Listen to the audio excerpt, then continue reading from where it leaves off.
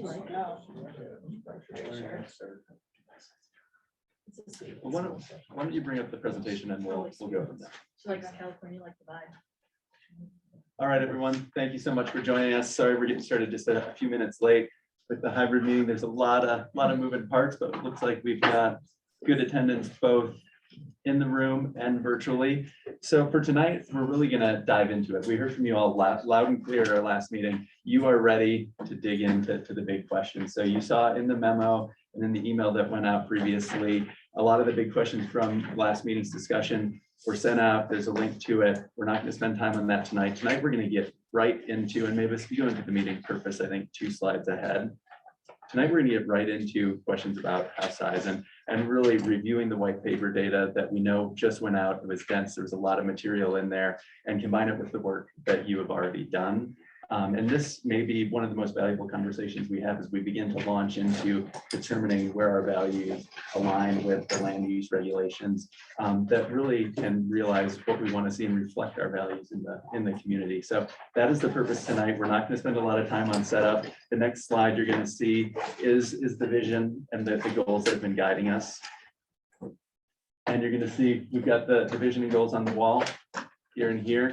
We also have our areas of common direction just for reference. So we're not going to spend a lot of time tonight talking about them, but we wanted to keep them as kind of our guiding principles as we move forward through the process. And then next slide is going to be our agenda. And you all saw this in the packet, but we're going to move right into key questions, just acknowledging them, and then spend the bulk of our time tonight reviewing the white paper that was sent with all the data, getting into some discussion around that. And then Mona and Michael are really going to lead us through house size in relation to our values and goals. That's the bulk of our meeting. And then we'll determine path forward. What other big questions do we want to tackle next? So with that, I'm going to turn it over to Michael and Mona as our co-chairs. Okay, thank you all for being here. Can you go to the next slide, please?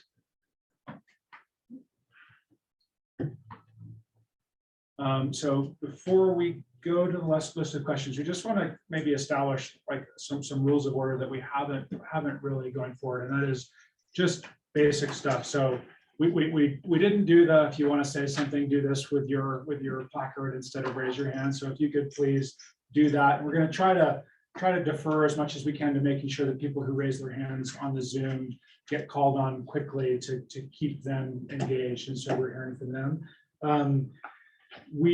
This no doubt will be going, you know, the white paper was dense and there's a lot of information in there. Some people in this room understand it and know it relatively well already. There are a lot of people for whom this was kind of a first deep dive on this kind of subject matter. So this might feel too slow for some and too fast for others, but we're going to try to find the right place. So if you're finding yourself agitating to let's move to the next thing, make sure that you are thinking of others in the room, because this meeting is intended to be that leap forward that you were craving for from the last meeting. And then just lastly, we want to try to stay on topic, because one of the things we'll try to do in this meeting is really hear from everyone in a meaningful way. And so we're not looking for sort of soliloquies or remembrances of things that happened some time ago that may be relevant, but that aren't necessarily driving us forward. So just keep all that in mind as we go forward. Anything to add? No, I'm just want to welcome everybody as well, and I'm looking forward to this conversation tonight. I think we all are, so we can move right along. And hello to everybody in the virtual room as well. Thank you for joining us virtually. Is there something meaningful in the chat that someone has said there? Let's check. I think we had a comment on a headshot. On your so the next slide, we promised, Chris, are you waving to get our attention? No. The next slide, please, is we promised at the last meeting a list of sort of like, we're ready to tackle the hard questions. This is what we came up with. We do not want to go deep on this right now. You were given a link to add questions if you wanted to. Sorry. but we know what the question is that we're tackling tonight. So we just want to get a sort of, unless anyone has a real problem with this, we'd like to move past it relatively quickly.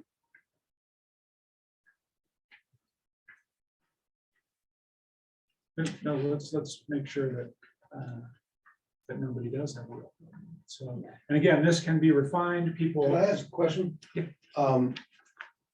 How did this house sizing become such a preeminent issue? Mhm. I know over the last year or two, it's been mentioned quite a bit. But how did it become the central issue right now for this group? And number one in terms of priority? Yeah, so it's not the central issue. It just happens to be first on a list of questions that we are working our way through now. So it feels like it's being prioritized, but it's not central.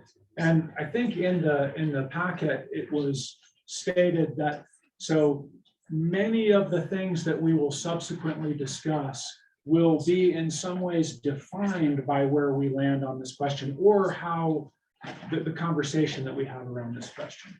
So TDRs are a tool to increase house size. If we are going to have the house size conversation, which we have not reached a conclusion on it, it will inform those next conversations. I'd just like to add, we were at the RMI building and people were, I'm just sort of reiterating, Tim, and hopefully answering your question and maybe reminding myself as well that we all wanted to dig into the topic and it seemed like house size was that item that folks were ready to dive into and discuss at this meeting. Reasonable response? Yeah, I'm not, I guess my feeling is, my sense is that it's being somewhat imposed upon us rather than arising organically. And I'm not sure if others agree, but it is the number one issue. Since we began, I've had a sense that it's the number one issue. And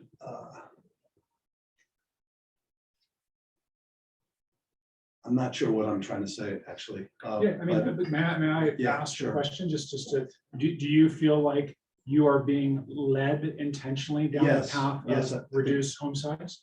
Yeah, I think that's a very fair question and a good hard one to ask. And I'd say, hopefully, this conversation we will explore that, because I think in the white paper, there are cases made for the economic value of larger homes. So, but we should have that conversation. Basically, you're saying right now, like, let's have that conversation, and we will. So, but I think, and look, it's what we're talking about tonight. Like we can't pull out a new white paper on something else on this list. We did feel like it made sense in it because it has come up a lot. But I think your observation is a fair one. And if I may just add to, we have to start this conversation somewhere, and house size, I think, as Michael and Mona said, it has so many ripple effects to all the other conversations. So it seemed like a logical starting point to initiate the conversation, not trying to bias or lead anyone anywhere, but thinking about the conversation we had at our last meeting. There was a lot of energy around this topic in particular, and it does reach into many of the other areas that we'll be exploring. So Tim, I don't know if that helps to provide some context to begin our discussions. We know we're just at the beginning. There's a lot of different directions that we can go that you all will guide. And the question will be asked at some point, is this the right tool and the right consideration? If we are considering the suite of impacts that come from everything, are there other ways to deal with them that aren't reducing house size? So it's, I understand that it feels like you may be led down that path, but hopefully everyone will be given opportunity to sort of weigh in on how important they think it is. That is one of the questions we will hopefully arrive to by the end of this. I think we do have a comment from Chris on the virtual. Chris, thank you. Oh, thanks, guys. Just wanted to say, Tim, thanks for the question. Definitely appreciate and hear where you're coming from. And, it does seem like a consideration that is being positioned for us. From my perspective, just having read the memo and then, heard where the group is at, I feel like if it's being put in front of us, it is, the data and analysis that's been done that is asking us to pose the question. And I guess just having looked at the memo, it's so clear that there's an impact on the values we've identified. So I think since it is both a data-driven and values-driven question, it's really worth addressing, and I'm glad we're doing that. And just the question that's on there, the answer could be no. Like, I think because of the sub bullet, like, if so, how much? It feels like that there's a dial that we all have to reach out and turn down. An answer to that question is no. And anybody else, could you go back to the slide of the questions? Is there a way to get, oh, they're up top. Anyone else, any thoughts on the list of questions? Again, understanding that you can add to this list, there is a link that you can propose additional questions. And I think on the homepage, the full raw list of questions that came out of the working groups is there, right? Right. So you can see the raw material that was distilled into that made their way into that chart, and it kind of was used to create these questions. Anyone else on this list?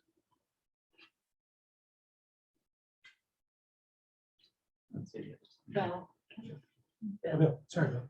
Well, it's interesting on the research that was done by staff, which, by the way, is quite incredible in this white paper. On page 6, it tells us the total number of houses and the sizes in Pitkin County. And 85% of all the homes in rural unincorporated Pitkin County are 6,000 square feet or smaller. And there's 114 houses that are 9,000 square feet or larger. And maybe, Tim, that's partly at the root of your question, is just in terms of volume and numbers. They do stand out, and a lot of the square footage that's underground is not counted, which is also true in the city as well too. And so there's often ways to get as much square footage below ground as above. And so the formulae are complicated in that way. But just think of it, there's only 114 that are over 9,000 square feet.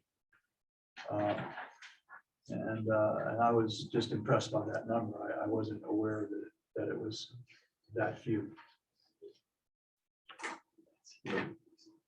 There's a follow-up to that about basements. For these counts, that doesn't include basements in gross living area, or is it like a zoning square footage count?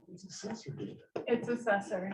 So maybe the best thing at this point is to walk through the white paper and go through it. But Nick, in answer to your question, the best proxy we have is heated square footage is what we used across the board. So it is not basement. It's it's just based on the assessor's data. I don't, heated square footage, at least in for real estate community, is includes subgrade, livable subgrade.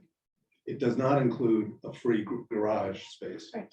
Yeah. Or a utility room, but it does include livable square footage, wherever it is above or below. But in the county, all square footage count against the FAR, Well, outside the UGB. outside the UDB. So maybe now's a good, if we can, I know that the white paper came short notice. It's very dense, and we also recognize that there's a lot of questions about and lots of questions about the data and, kind of wanting to dig in deeper. I guess we just want to walk through this at a pretty high level tonight. As Michael said, really to give some background as you all jump into these really key questions that you're all going to have in your discussion. And so this white paper is really new. You wanted the data up front so you all could have the time together here to have the discussion.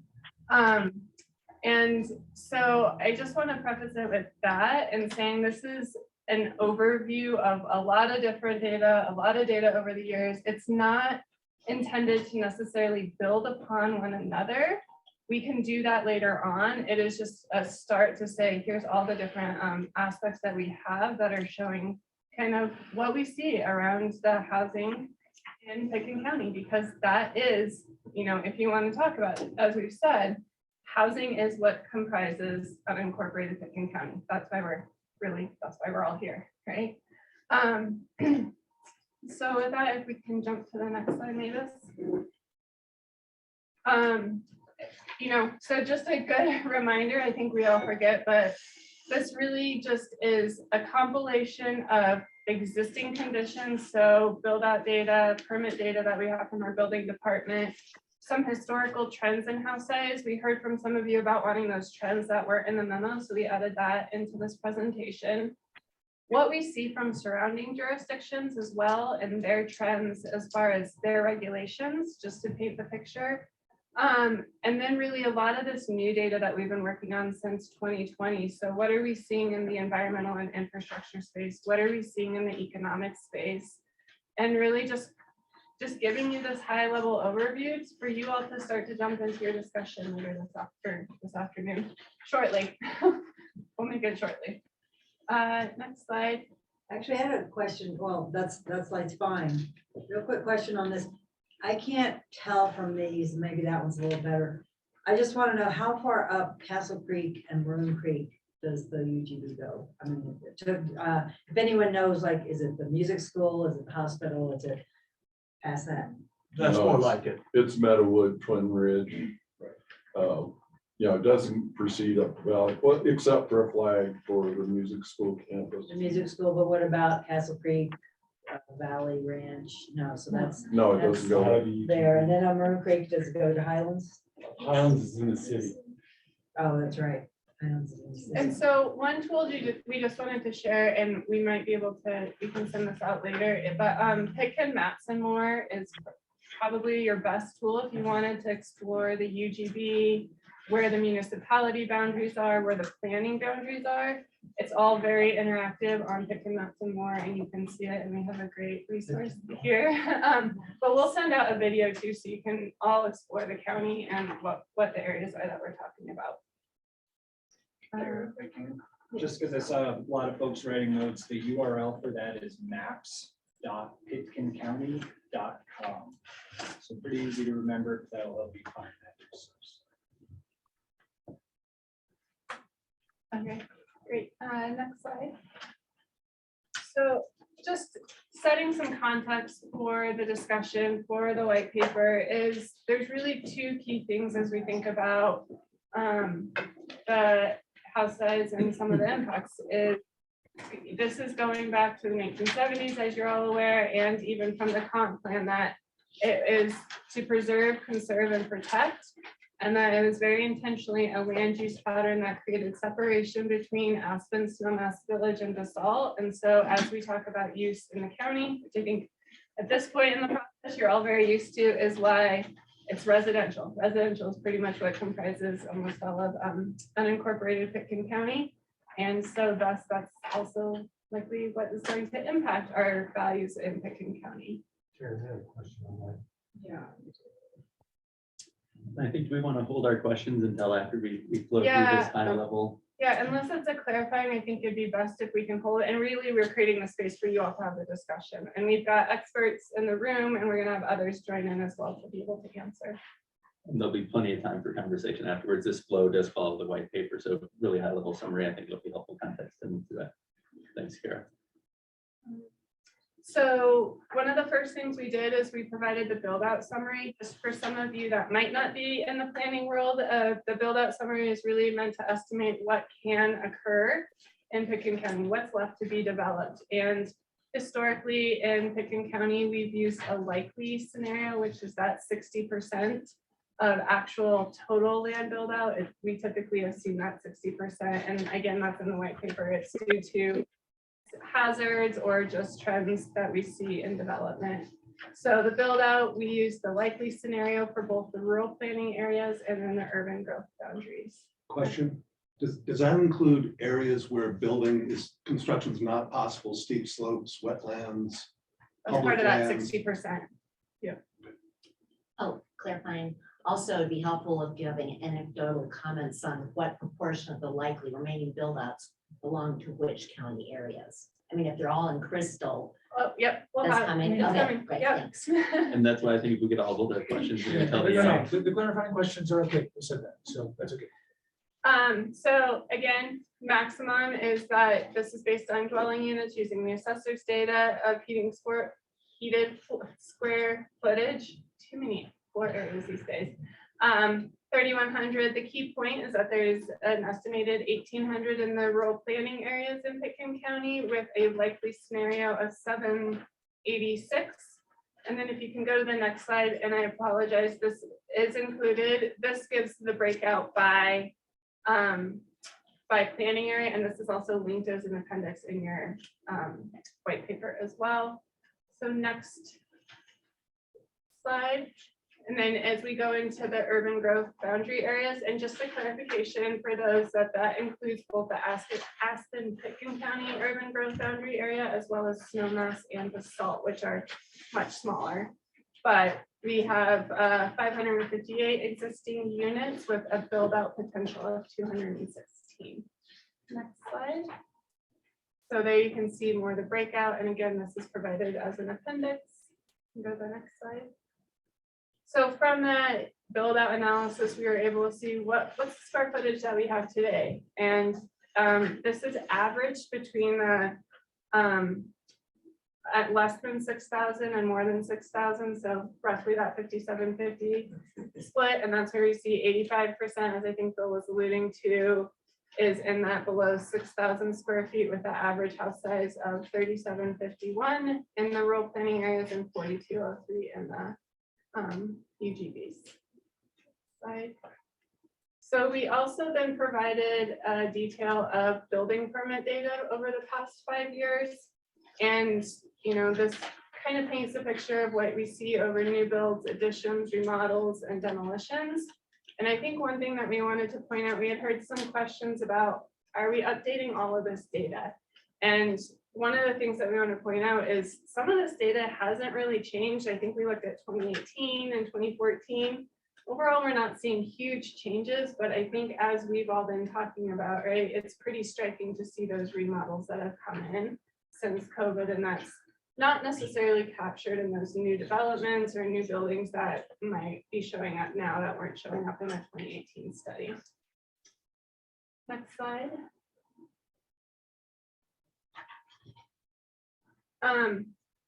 So one of the things that we wanted to point out, and this was shared at probably in your first meeting, which we've all forgotten all that data, you know, I have, is the house size trends. We had some questions about, well, how has it changed? And so just a reminder, and we'll go through some of it, but again, something that's very interactive is that we have a story map, and this is on your committee's homepage, of the growth of Pickens County, and it goes over a history of what we've seen in square footage over time. That was done in 2020, so some of the data has changed a little bit, but it's very interactive. We didn't want to show it here because frankly it would have flagged and we wouldn't have gotten through it, but wanted to remind you all of encouraging you to look at that and see how things have changed. But we have a couple snapshots just to paint the picture.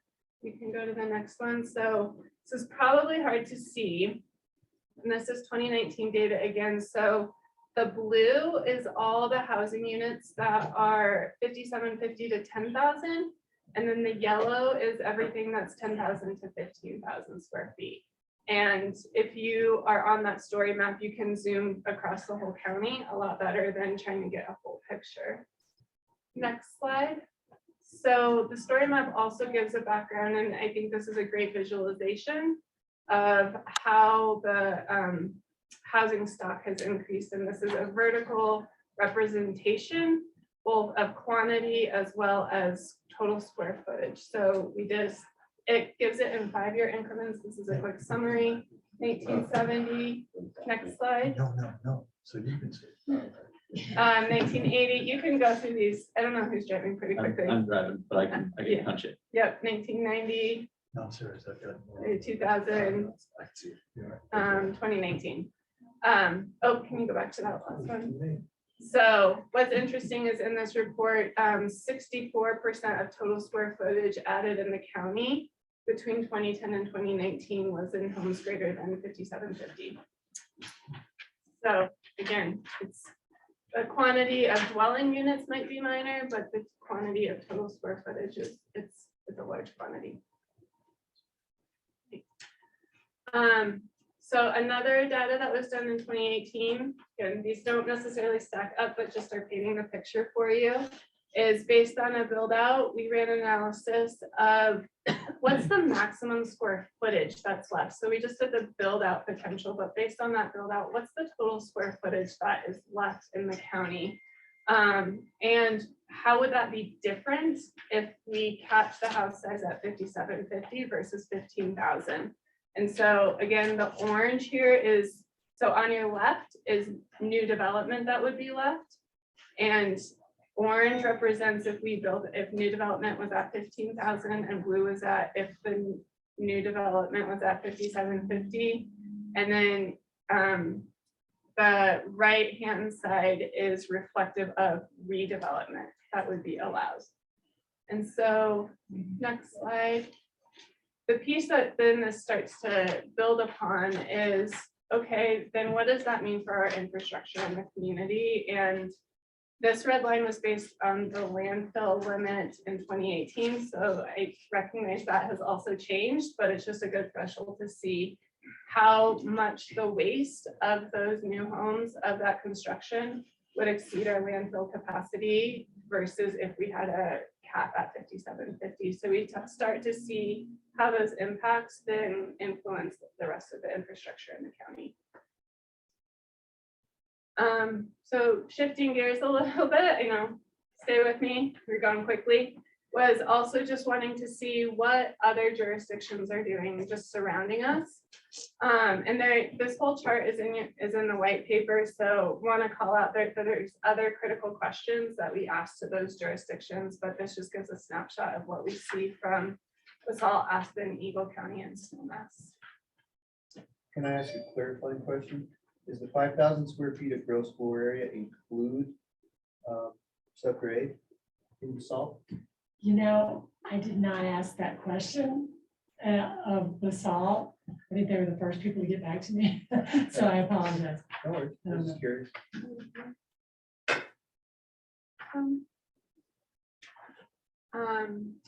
So that is a quick snapshot of the existing, what we know is on the ground today. From that, then we've also been gathering a lot of information about how is that impacting our greenhouse gas inventory. As we all know, the genesis of this group is really looking at that 2050 goal, reducing greenhouse gas emissions by 90%. So this is looking at the different ways and why we're here to talk about land use code and the residential sector of Pickens County. So based on the 2019, and just to pause, I want to make sure that we've all are on the same page. We did agree, and Mona, you're probably best to jump in here, but I'm going to pretend I know it, is that we did a greenhouse gas inventory both 2019 and 2020, but due to COVID, we are using the 2019 as that base model. So as far as like why it's not as up to date, it's because we've got a pandemic that we all lost a couple of years. 47% is just in Pickens County. We've heard the number 60%. And that's for the whole Roy Fork Valley, when you look at it as a whole. And so that's why there's a Just a difference in those two numbers. And just to also clarify, this is only unincorporated Pitkin County. You might see a greenhouse gas of both the whole valley or Pitkin County that includes the municipalities. And so the point here is no surprise, since that's what makes up most of our land use, is that residential buildings make up 47% of those greenhouse gas emissions. Next slide. So from that, and this data, so bear with us if the numbers might be a little bit off, but they're mostly the same, is that at the time of the study and the data used at the time, 13%. So homes over 5750 make up 13% of the inventory, but comprise 43% of that 47 slice of the pie. So this is again where we're saying, you know, the impacts that we're seeing of those larger homes. Next slide. We also, part of the study, looked at what's the energy use. This is just the operational energy use. So your utilities, while you're sitting next to me, so jump in if I'm getting anything wrong. But natural gas, electricity.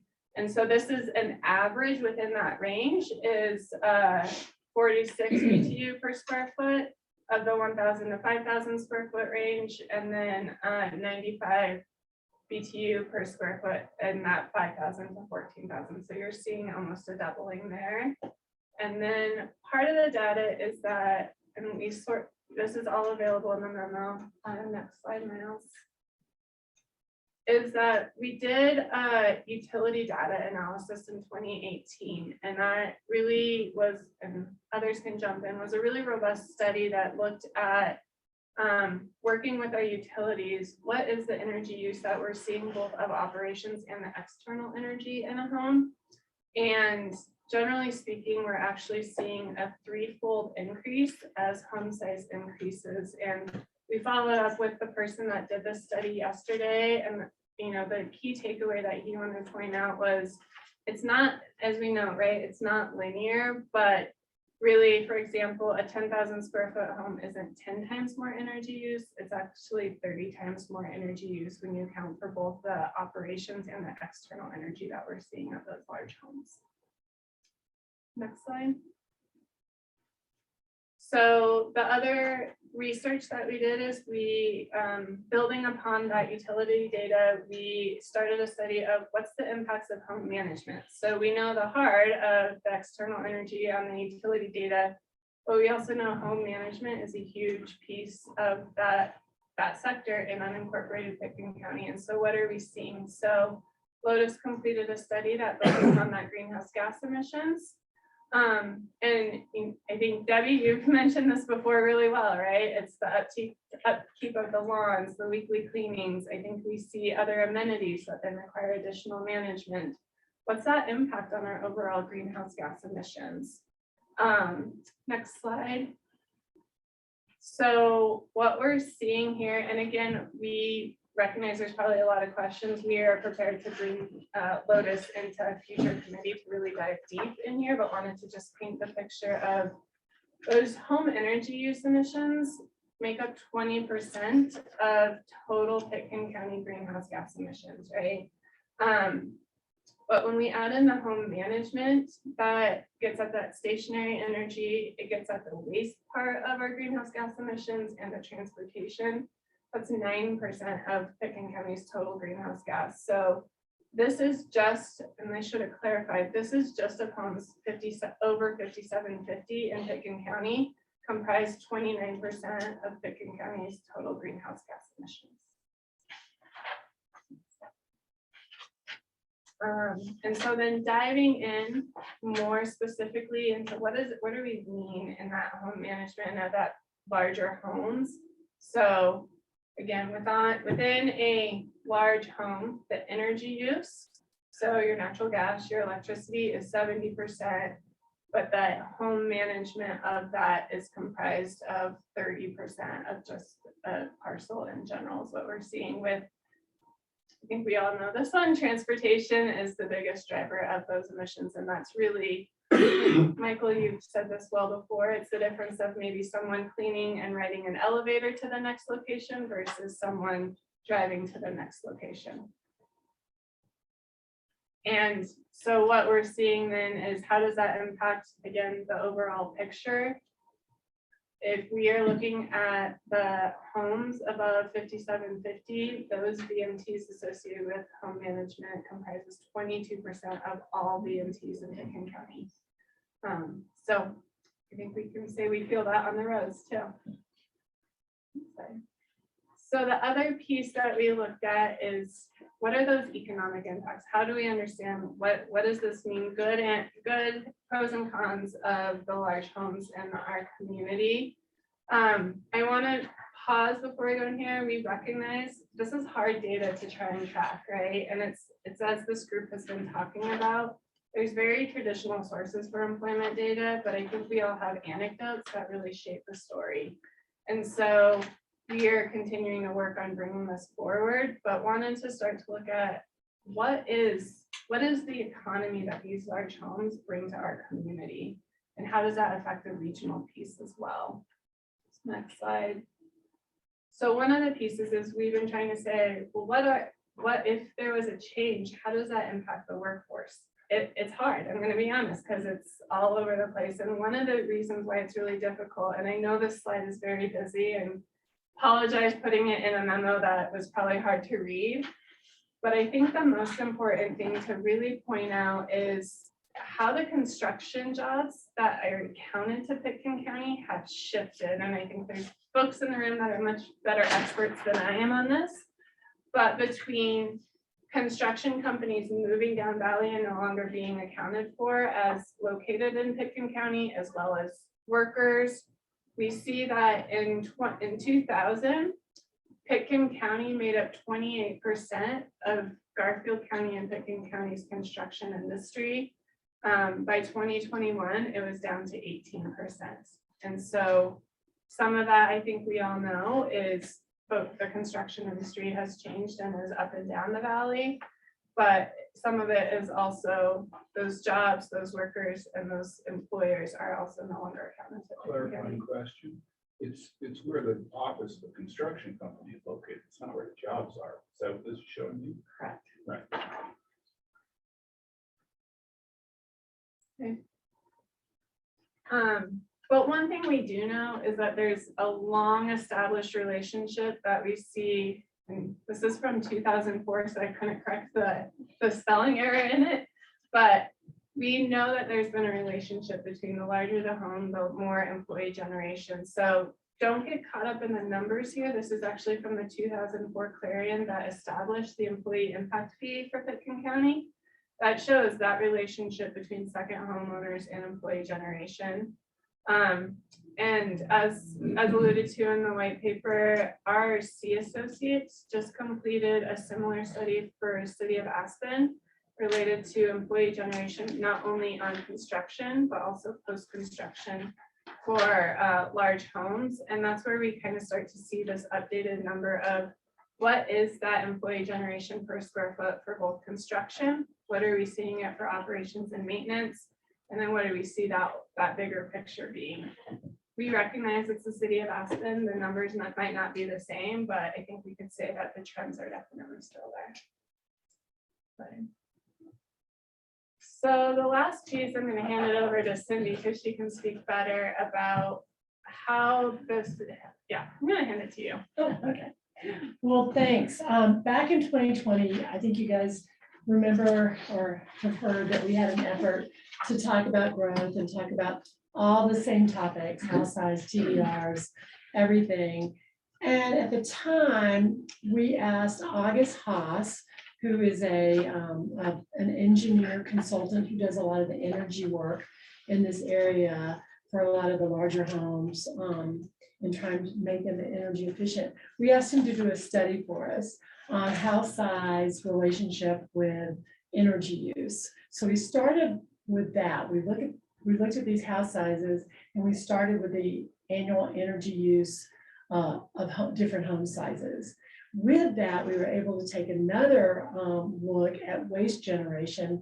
And in that column, we use national trends, but we also have some more I don't know, specific data today that we can look at. We also looked at the average number of jobs when we're talking about construction, and we got a lot of that from our employee housing impact studies that we do, so we can charge our employee housing impact fees, as well as we looked at the daily vehicle miles traveled per household based on a road impact fee that we do, and we update our study for that.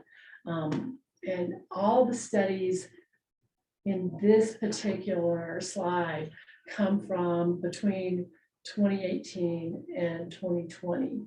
We've got new data that we want to add to this. You saw that we had some of that home management data. We basically have additional energy data and how to break that out more specifically. And we'll be working to do that. But we wanted to show you that this is the kind of chart that starts to help us understand the impacts, if you will, of each one of these home sizes on these various categories that lead to those values and some of the goals that the board has established, looking at a reduction of 90% greenhouse gas emissions by 2050, the residential net zero by 2030.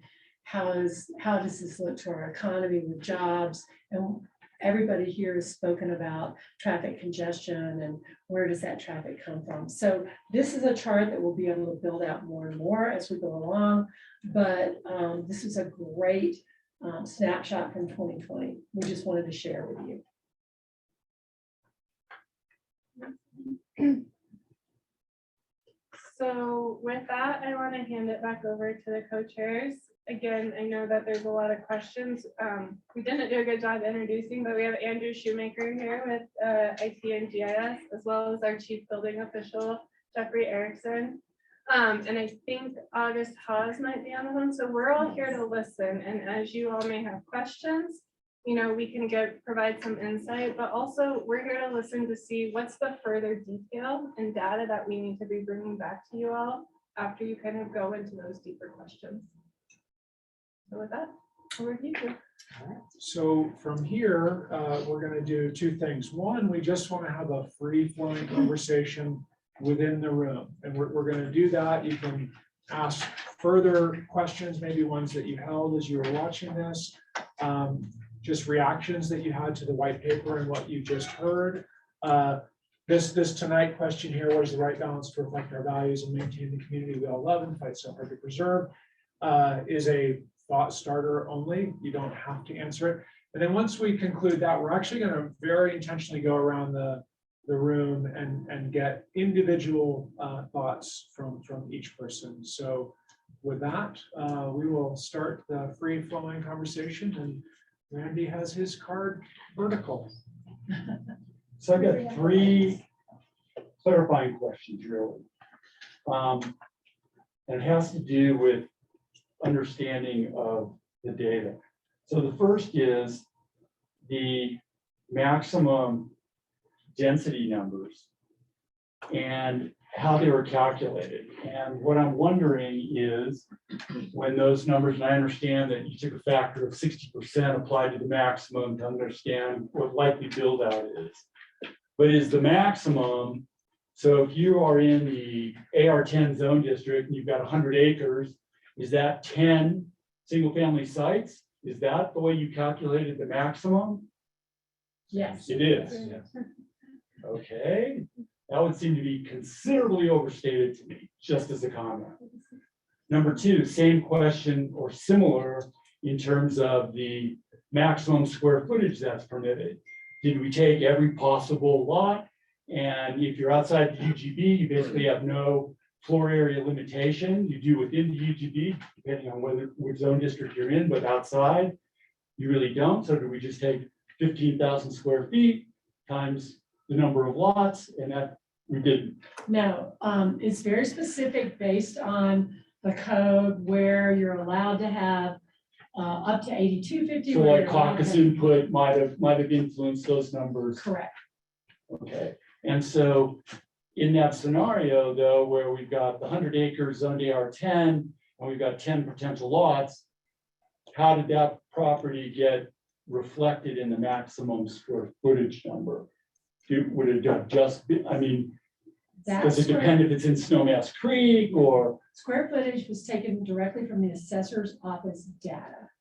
And we did it. No, that's existing square footage. I'm Oh, I'm talking sorry. about, I guess I'm talking about Build out. maximum Build out. Oh, build out yeah. square footage. That's where I'm trying to understand. Yeah. Where that number came from. We looked at each one of the planning areas. I don't know if you want to bring that up, but there's planning areas and it's on one of the pages here. We looked at each one of those planning areas. On page, we'll go along with page 10 in your packet. And I'll ask Andrew to help me a little bit here, but very simply, we went through the calculations on, wait, that doesn't have square footage on this one. Right there, What- here, What it's up page in here. the, It is on there? Isn't that an appendix that we don't have? No, it's linked in there. No, So that's- I think, let's not forget about the packet. I think, Andrew, do you mind jumping in and kind of giving? I think so. So this analysis does just come down to build out dwelling units, which as you described is based on the acreage and the allotment for those properties. I think your second question is about potential square footage, which was some of those Maximum bar potential, charts. exactly. So we did not calculate, we did not use these number of dwelling units to come up with those square footage numbers. We could jump back to some of those bars about Oh, maximum square footage. no, you're right, yeah. Yeah, that was Is good. this is more what you were referring to on the Exactly. square footage. Yeah, so this was a 2018 report. So they used, and we can get the full methodology because we're not as up to date with it, but they used the 2018 build out and then looked at again, an assumption of maximum allowed, I believe, by caucus area or a cap of 5750 for future square footage. Okay, I guess I'd like to know the answer to that. Yeah, it's, there's a 2018 report. It's very detailed and it's actually got the formulas in it that Gabe Preston did for us. It's online. And I'll get it for you. But yeah, we've got it. Okay. We're And not then- going into a lot of data. It's pretty darn specific. Okay, and then the third clarifying question is on the energy use for large homes. Does the data that you presented, is it actual usage? Is it estimated usage? And if it's estimated usage, does it account for periodic use? I mean, the typical family that comes 6 weeks a year or whatever it might be, as opposed to being here 365 days a year. So I'm wondering how that's factored into that energy use. I can answer that really quickly. August Haas is with us and he can go into more in-depth study, but back in 18, what we asked Holy Cross and Black Hills Energy to work together on a statistically correct sample of each one of those categories, 1,000 square foot, 2,000 square foot, 3,000 square foot homes. And from our assessor's office, we took those, let's just say 10 homes in each category, it could have been different. And Holy Cross and Black Hills Energy basically gave us the energy bills. We didn't see them. Our consultant saw them. They were proprietary data. First time we've ever seen that done. Really cool information. So there's no judgment in there at all. It's just the facts. But it's hard data, Hard data, just the not facts. estimates. Right. And I believe it was. And one comment there too, Cindy, is 995 meters, it's not 10 per, like the total number of homes. We have 4 years of data from 995 meter sites. It's a pretty big sample. I'd like, can I just, I'm gonna ask a quick question, Randy. The first point that you made about the AR-10 feeling like it was a significantly overstated number. Yeah, And everything that you've heard, you still feel that. yeah, absolutely. Okay, so, and my question to staff is, can that be re-examined? I mean, because what you're saying is that having 10 homes built at that size. It's on that totally site. unrealistic. Yeah. And I don't know if 60%, when we justify 60%, I don't know whether that's a realistic adjustment or not. I can tell you that's the trended adjustment over the last 40 years based on growth management. Because what growth management does is it tends to. That's where the 60% came from. Yeah, it tends to require that you bring down your density in order to be competitive in growth management. On top of what Tim asked, oftentimes there's steep slopes, rivers, whatever, that create lesser density on a parcel. So it has trended that the average density we see on a parcel tends to be about 60%. But Ellen, That's exactly what I was gonna say. and you don't believe that's true? I don't know. Oh, okay. Yeah, I'm not saying I don't not believe it. Okay. I just, I don't know. If that's a realistic number for properties that are yet large holdings that are not yet developed and that are included in those maximum thresholds, whether 60% is really enough of a reduction. Oh, okay. Yeah. Plus, on top of I mean, this, because that would tell me that in an AR-10 lot, 100 acres, then you'd end with 6 lots instead of 10. right. My guess is you probably end up with 2. Plus, the overall density has been reduced, and I'll let Andrew talk about it, because we had a layer where we took out all of the open space parcels that have been conserved through conservation easements, either through the planning process or through open space and trails funding, or through some other nature conservancy funding or whatever. So there's a lot of that has come out of that total number. And I think what I would say for that is that we will bring back kind of, again, this was a snapshot of the build out, so we'll bring back that info for you all to dive into. And Rick has. Yeah, Rick has his hand up. I'm like, Thank you. I just have a question on the opportunities for this kind of a strategy to be implemented in Pickens County or further down Valley, where you're looking at 32 million, was it, versus 11 million square feet of residential. I know there's a couple places that are non-conforming zone districts that right now are having conversations about house size internally based on water, availability and things like that. Are there real opportunities to implement a house size strategy where it isn't going to be too cumbersome or get tied up in too many lawsuits or otherwise, impossible? So I guess I'd like to see what the opportunities are and where they are to do this, especially with the demolition and all that goes on in the county. So that's just what I'm picking up on a little bit is how hard is this going to be, and where is the path of least resistance to accomplish some of this? so is that a tactic for us to note and consider, or is there a question for staff in there? Question for staff: where do they think the places it could be easily influenced or managed or code could impact? I know the caucuses in Castle and Snowmass Creek, and I know the county depends a lot on caucuses.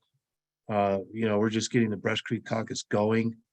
I'm just saying what's the difficulty and what's the easiest path, how to accomplish this sooner than later, and what areas could be impacted sooner with a change in house size. I think actually that's the discussion you all are gonna have this evening. That's gonna guide us to start to understand what are those levers, where do you wanna go? So I'm gonna push that back to this committee. That's why you're all here. What is the path that makes the most sense? Like, Thanks. Well, this is really a question for August. We did some analysis on a house we built, a larger house that had geothermal, hydrothermal, PV arrays, really strong envelope, and compared the utility bills of that house to my personal house, and there's nowhere near like the 30 times, you know, of energy use. And so assuming best practices, I mean, what's a realistic thought, at least from your experience of, you know, if we do use good energy systems, what's a realistic energy use from a comparable large house to a smaller house? I mean, Yeah, I mean, it's certainly possible, right, to build a larger home that uses less per square foot than a small home. What the data is really talking about is what has been done and what's historically in place and what's happening. Obviously, building codes are getting better, and like our building envelope actually under the modern code is really quite sharp, really great. And what's impossible to know from that data set is how much of that is external energy use. And I think you can speculate that a large chunk of it, how large is very debatable, is going to snow melt pools, spas, you know, the water feature, the fake stream. I mean, I just can't tell you as a, you know, how much variety of ways I see to spend energy employed on some of these larger homes. And, you know, this is our bread and butter, right? We design and engineer structural and mechanical systems for larger homes. We're certainly involved in that every day.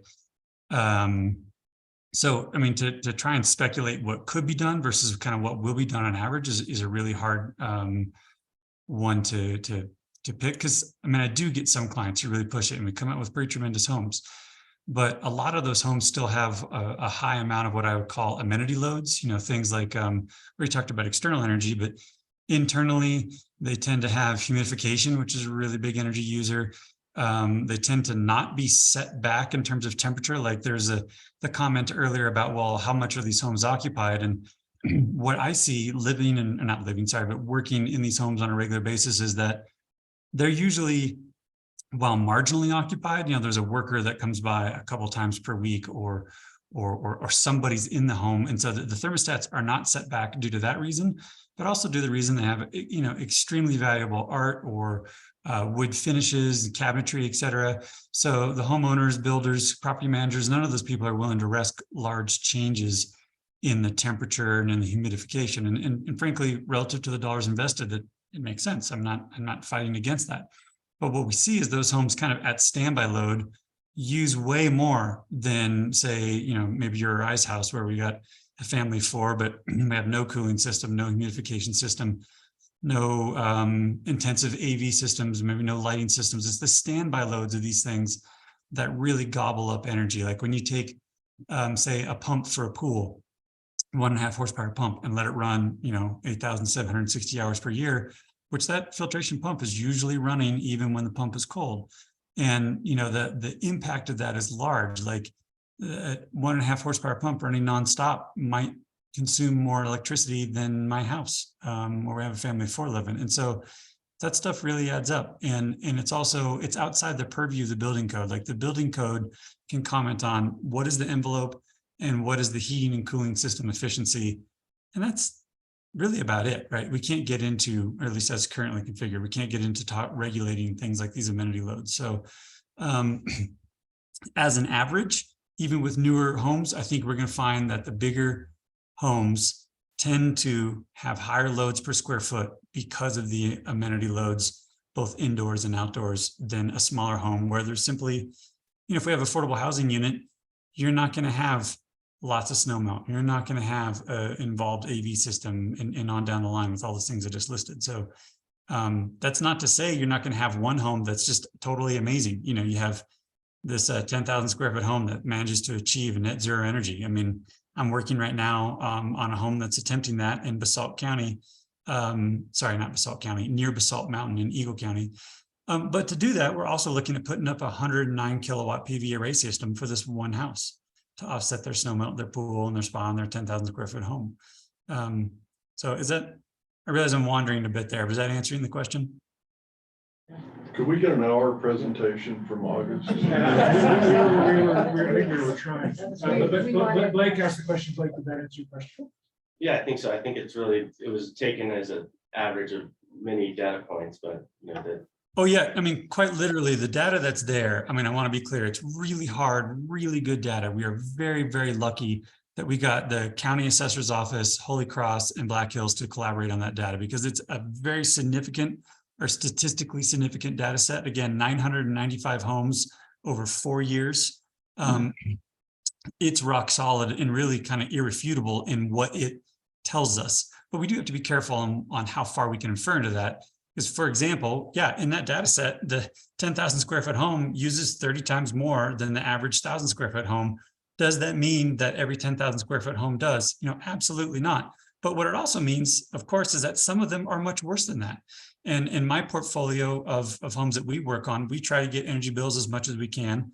And I can tell you that, the national average for the, it's called KBTUs per square foot per year. It's a big term there, but the energy use and energy intensity per square foot, national average is around 40, 44. Most of the big homes that we work on that we've gotten data from, they're usually around 100 to 125, but I've seen some of them that are 250. And 250 KBTUs per square foot on a 15,000 square foot home is a staggering number relative to 40 KBTUs on a 1,500 square foot home. And similarly, I've seen homes like my own, which is about 15 KBTUs per square foot. You can do better at any end of the size range. So it's a great data set. It's really robust, but it is to protect the privacy of everyone involved in that study. It is by nature somewhat of a black box. We don't know all the details beyond the averages per size. Thank you, August. We've got questions starting to stack up here. So Brian's been up, then Christy, and then Jessica. Hi, I hope you guys can hear me. Yeah, good. So apologize, Holy Cross board ran over until about 4:30, so I jumped on remotely. Just want to second August's comment about how the large home users are wonderfully indifferent to their thermostat set points. We've been trying to reach out to them as a community for years and years to try to get them to engage in demand response and energy efficiency work, and he's absolutely spot on about the reasons that they don't do so. One dimension of the energy use debate that I want to throw in is, does it make a difference whether or not that energy is carbon-free electricity or fossil natural gas? Again, it comes back to my famous saying, what is it that we're trying to optimize for? And I think that there could be a set of codes and standards that are developed if a building is operating on fossil energy that are oriented around greenhouse gas footprint. Energy use in and of itself may not be as pernicious for a home of a given size, depending on where that energy is coming from, and take it into account. I'm the utility guy. We're on our way to 100% clean by the end of the decade. But to me, it sort of raises the question of what we're solving for. I think larger home sizes, you've got the waste, you've got the trips, you've got all the other impacts. But at least with respect to energy, I hope we keep in mind that it's not the amount of energy alone, it's where that energy is coming from. And there are ways to address that. Thank you, Brian. Christy. Everybody almost answered my question, but I did want to remind us all that we are talking about regulations for future houses. Future houses can take advantage of this technology. And the paper said that it was not deemed possible to take a house to net zero. August, can a big house be taken to net zero with the required amount of investment? Can it? Yes, but what are they willing to give up? And in many users at that larger scale are not willing to give up much of anything. For example, I'll go back to that one that we're working on near Basalt Mountain. When we showed them numbers, they're like, oh, all right, we still want our pool, but they cut the pool size in half. Oh, okay, the snow melt's way too big. They cut the snow melt by a factor of 4. And they happen to have 100 and something acre lot that they can put 100 kilowatts of PV on. So yes, that project will probably get there, but that owner was willing to make changes. They weren't, but what were they not willing to do? They weren't willing to reduce the size of their home. They weren't willing to delete the pool, but they were willing to make some concessions, and I think they're going to get to a place. That is not everybody. And also they have a sunny site. Maybe they have a site that's not conducive to putting in that much PV. Maybe they can't get their HOA, et cetera. So yes, but not usually. I mean, if you were to take an average, on average, the answer is no, for sure. And I just. August. She's trying to ask him a question. No, I just want to say, I agree with Joe. August, we can hardly wait to get you back. This is really important information. My most important question is, can Pickens County regulate homes going forward in the future and require them to go to net zero? Is that the power that Pickens County? And I'm sorry, I did a nice long soliloquy there, and all of it was on mute. So the really short version of my long diatribe was very few can get that done. But some, very few. Please type in the chat to August. Does Pickens County have the power to require through code levels of net zero? I don't know legally that answer. I think the consideration though that this group will have to make is, what do we mean by net zero? If it's energy use, that's one thing. If it's accounting for all the property management, all the embedded carbon, all of that, that's probably a more difficult conversation. Correct. Yeah, and to be clear, my comment of a very few can make it to net zero is only about operational energy. If you start to put in embodied carbon of the home and the operational carbon associated with operations and maintenance, I would really doubt it. It really just the energy use for heating, cooling, and all these other amenity loads, that for a select few would physically be possible. Whether it's legally possible to say, yes, here's your energy budget, you must get to net zero, that's a different question that I can't answer. I mean, I think doing that would by nature put restrictions on what can be done on a particular property in terms of home size or pools, spas, snow melt, et cetera. Okay, Jessica. Thanks. In looking at the data on infrastructure and energy use, it is really detailed, but a question that I had is related to water usage and how water usage plays into this or can be tracked. And I ask that because we're in a long-term drought and large homes tend to have multiple bathrooms, spas, pools, all kinds of things that use a lot of water. And the city of Aspen, as a water provider, is starting to limit taps in a very significant way.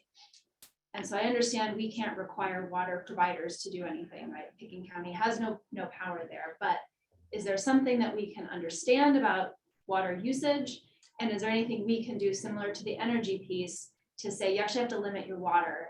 As Pickens County, we're saying this is an important policy matter. We want to limit your water use. Is that possible? I'm gonna defer. I know Cindy and I have had some conversations on this as well, so go for it, Cindy. Well, I was just gonna say, it's a different ballgame, as you know, because we're working with the state. Wells, typically, most of these homes are, unless they're in the urban growth boundaries, are on wells. The state typically will allow up to an acre of irrigation water. It really gets legal, and whether or not we can restrict. In terms of the home use of water, definitely low water fixtures, all those kinds of things. But once again, in our experience, the minute we look at a home and we sign off on it, somebody goes in and they get their big rain shower back in after we've already been there. So it's a difficult one for the county, but yes, if there are ideas out there for us to try, we'll go for it. Yeah. Okay, Chris.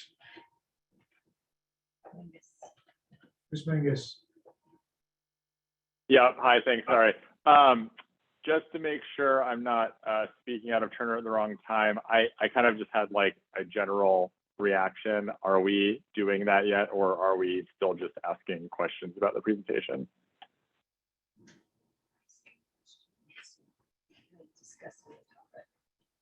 We're asking questions and we're discussing the topic. So if you want to.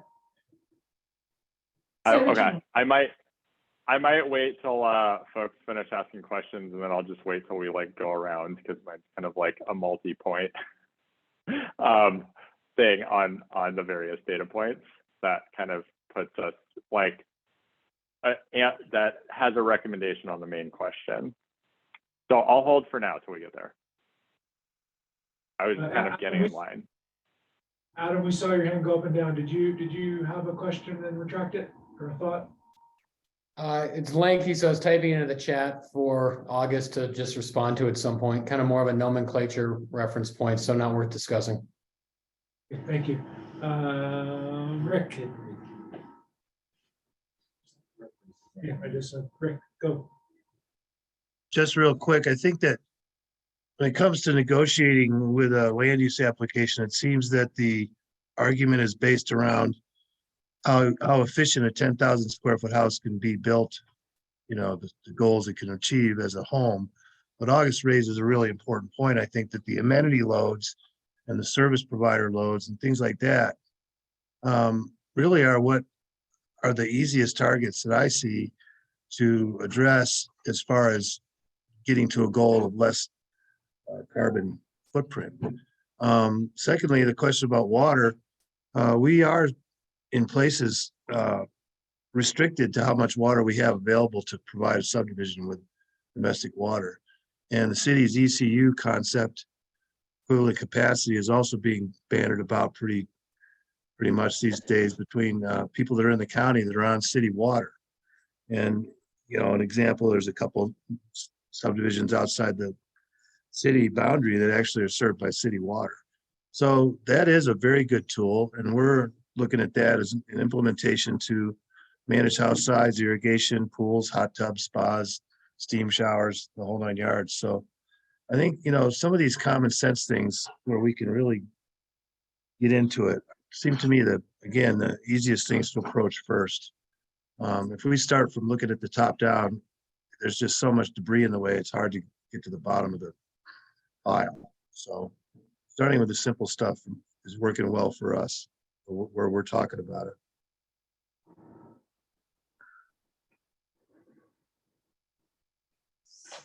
So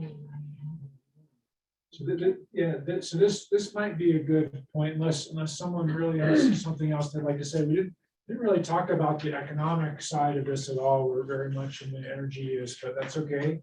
We talked about what interests us. Rick, I see your hand still up. I assume that is a lingering raising. But I think we'll go around the room now if everyone is okay with that, because we'll kind of be on schedule if we do that, and everyone shoots for about 2 minutes. So again, the goal here is just to tell us what you think, but you know, what do we want to hear? And while we may feel like our points have been made as we move around the room. Last time we did this, people said like, hey, you gotta start on this side next time.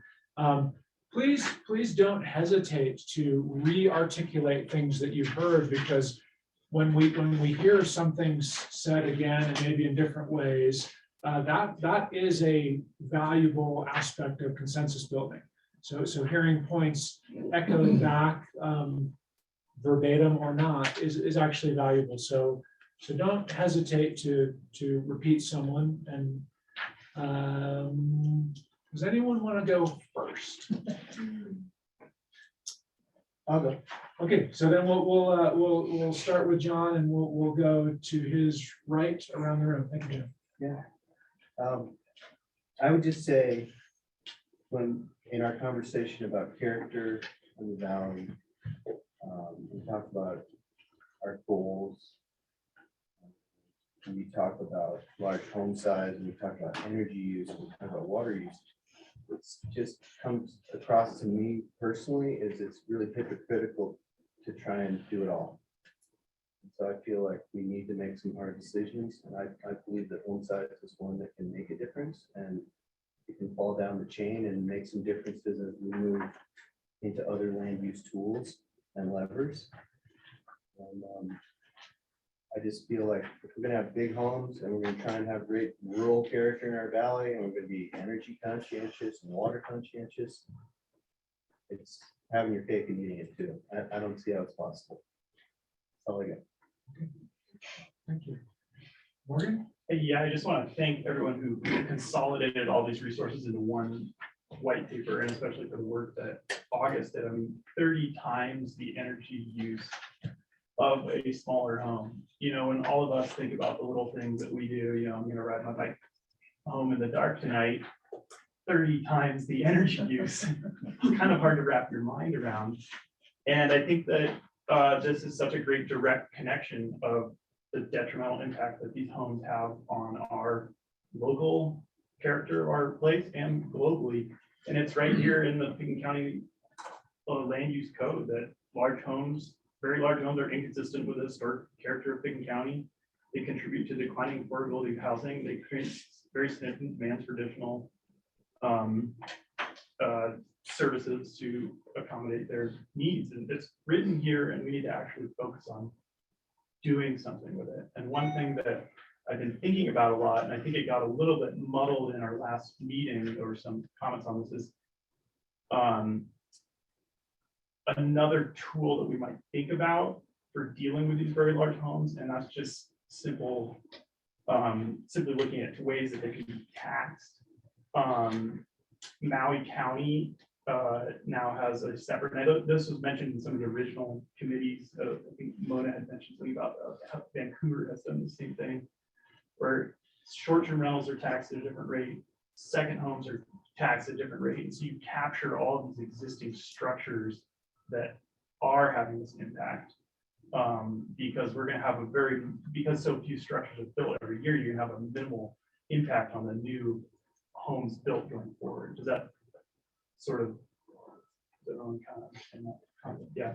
So I just wanted us to, I know it's not on the topic, it might be a little bit outside of the committee's purview, but I have some articles that I've read recently that could share of that as a tool. So thank you, Ray. Thanks, Marty. Good.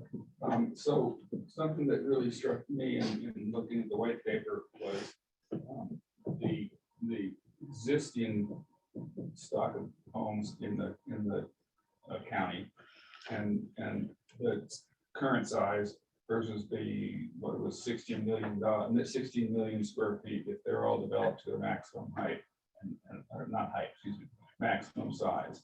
And so I think there's a bigger impact there in making sure that to keep the county in the character we like, so that the existing number of houses, which is larger than all the new ones that can be done, if those are all redeveloped at giant house size, that's a bigger impact. Bill said there's 114 big houses or something now, but if the 3,000 houses in the county now all were redeveloped to the max that gets us to the 16 million additional square footage, that's going to really change the county. More so, in my opinion, than the properties that have never been developed and can possibly the air 10 or whatever Randy was talking about, turn into whatever. So I think that it's really important that we control the size of the existing inventory so that we don't see another 3,000 houses that go from the average house size from 3,100 square feet to 10,000 or 15,000 or whatever. So to me, that talks about capping house size as well. That really changes the county.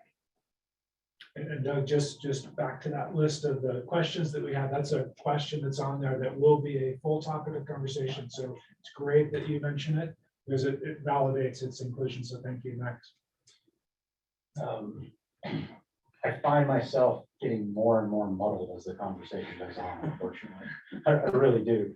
But which sucks because what we really need to do is we need to get to a decision. But I'll be honest, I came into this thing kind of feeling a lot like you did, Tim. I got this feeling that what we really were pushed by the commissioners and by everybody was, this is what we want to do, is we want to reduce house size. And I didn't like that feel. But I understand why. I mean, we look at those statistics and you can see why that push is. And I think there's probably some statistics on the other side, kind of like we're talking about. There aren't that many houses of this big size being built each year. There are ways to get them to a net zero or something like this, and we can get closer to it. Is that really going to get us there? I don't know. So I'm a bit muddled. I guess. So I did have. I don't know. I keep being hesitant to say my one idea because I know it's a horrible idea. But I'm hoping that sounds fun, and I'm going to say it anyway. but the thing that keeps coming to mind to try and kind of mediate all these things together is, and I can't believe I'm saying this to you, is the TDR situation.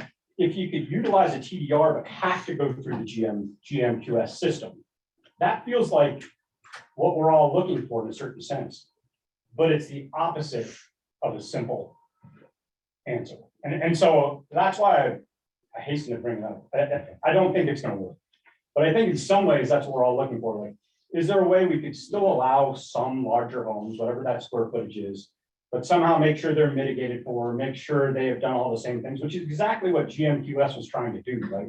Make sure it's in the right area, make sure if it is big, it's doing this thing, make sure it's got, you know, it's a competition, right? So it's got to be the best. But I don't know that there's anything to that. So I'm sorry I brought it up, but maybe somebody smarter than me will take that idea and fumble around with it and come up with the next 0.2 version of that. I think Max, like Doug, that's a question on the list that let's talk about TDRs and GMQS and then how that might be reshaped. So it's a great idea, but like good enough that it made it onto that list. So I guess I didn't really answer that. I guess my simple answer is I don't want to cut square footage just to have a snippet in the paper that we solved the problem. I want to make sure that we are solving the problem of doing that. And I'm not saying I'm convinced either way. I mean, some of those statistics are pretty darn scary. I'm not gonna lie. Joe. Hard to know where to start, what to talk about, since there's so much here. I would just like to point out that we have a lot of different parcels of land out there. We have meets and bounds parcels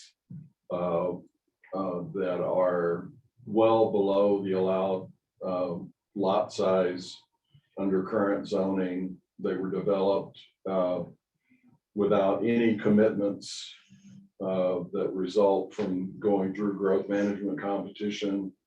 And then we have large lots that went through a full-blown growth management competition. They're a fraction of their allowed density. We have highly visible sites. We have sites that are well screened from view. We have sites that are relatively close to retail, others that are very remote.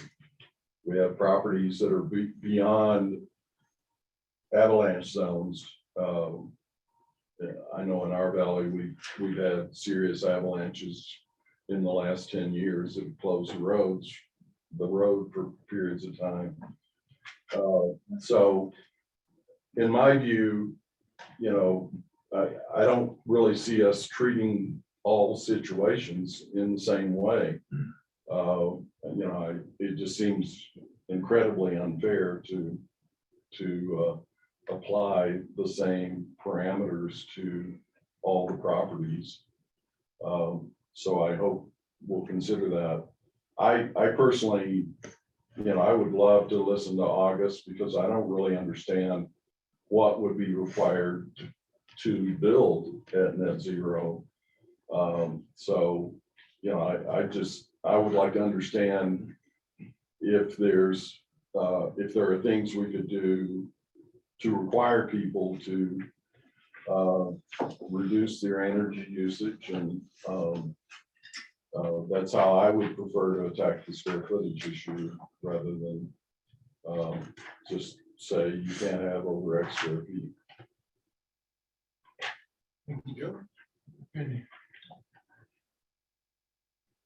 So I guess to start, I want to echo Tim and Max and their feeling that I too felt and feel a little bit that there's sort of a foregone conclusion coming into the process that house size was going to be one of those things that got chopped.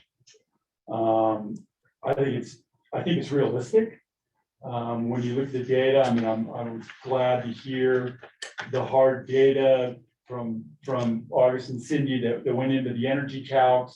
Those are real numbers, and so I can totally appreciate the the impact that larger houses have compared to, on a square foot basis, compared to smaller houses. But I'm also colored by this idea that it really is, or was to me, a foregone conclusion that we're not gonna end up with 15,000 square feet at the end of this process, probably. And also to Max's point, and to Joe's, that I hope it's not just about cutting house size to cut house size. An idea that I wondered about, and I don't know if it's in the same vein as Max's, it's not about TDRs, but it has to do with some of the, maybe the low-hanging fruit and ways to help mitigate for a larger house for some of these offset impacts. And that's through, and I don't even know if this is possible. Brian may know, somebody else in the room may know. But my idea was around carbon offsets that could be acquired. And then, and again, I don't know if this is realistic idea or not, maybe even establishing a carbon bank that the county could actively trade carbon offsets. There is a market to sell carbon offsets. And I'm wondering if there's a way there to help pay for mitigation and create another revenue stream to actually take advantage of and subsidize some of the other things that we may like in the county. So I'm throwing that out as an idea. I have no idea if it's realistic or not, or if it's practical. But the carbon offset thing and setting up a carbon bank where we could actually profit ourselves from those carbon offsets and selling them and being a broker, so to speak, and selling those carbon offsets is something I've been thinking about. So I guess to wrap it up and bring it back to house size, my hope for the process is that we don't cut house size just to cut it. I want to have clear reasoning on why we decide, well, 15,000 is too much and 10,000 is way better, and why is that? And I'm not saying that or advocating for that. I'm just suggesting it. And what I don't want this to feel like, and I hope that we can all keep this in mind, I don't want this process to feel like this ridge bashing exercise, because there's a tendency there, and the wealthy folks in our community, they do a lot of good for our community too. And so I just don't want that to be flavored, because in the back of our minds, you know, you think about the guy who's got the 15,000 square foot of house on Red Mountain, and he's got 20 different employees taking care of his garden and taking care of his house, and he's stealing employees from Matsuhisa and all those things. Just some of that's very realistic, but there is this propensity to want to ridge bash and penalize, and I just hope that that doesn't really color our conversation. I'm going to, because there's about an equal number on the screen in the room. I apologize for those of you on the screen. I should have been toggling back and forth between you. So Adam, I see you have your hand up. Did you have a comment to something someone said? Could you wrap that into your? Yep, that was my plan. I wanted to follow. I think that was Randy speaking there.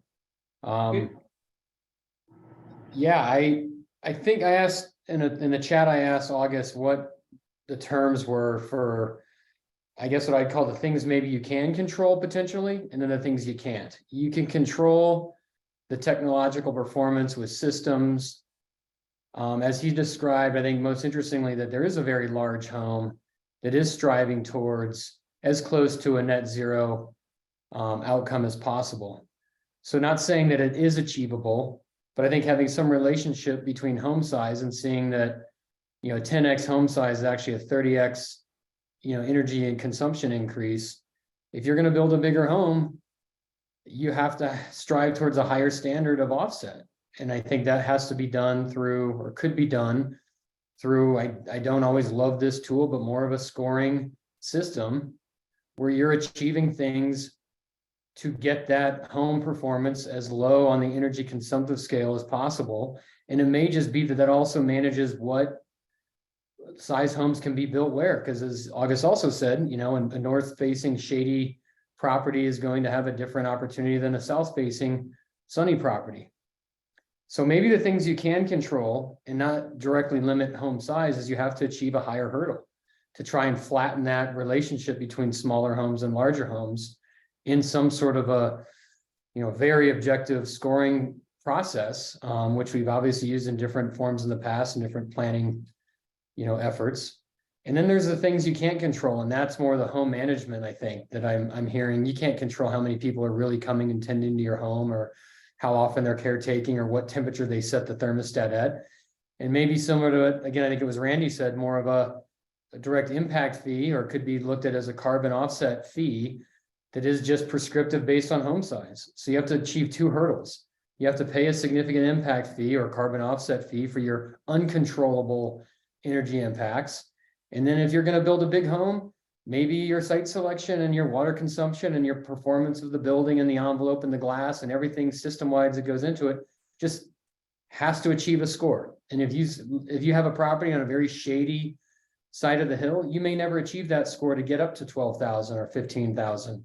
But maybe you can get up to 8,000 and still achieve that score for an 8,000 square foot home. I'm thinking out loud, but scoring, setting a standard that is just very black and white. And then for things you can't control, more of a carbon offset or a typical impact fee for what that uncontrollable average use would be on a home of a certain size. And that relates again more towards vehicle trips, transportation, home management impacts, things of that nature.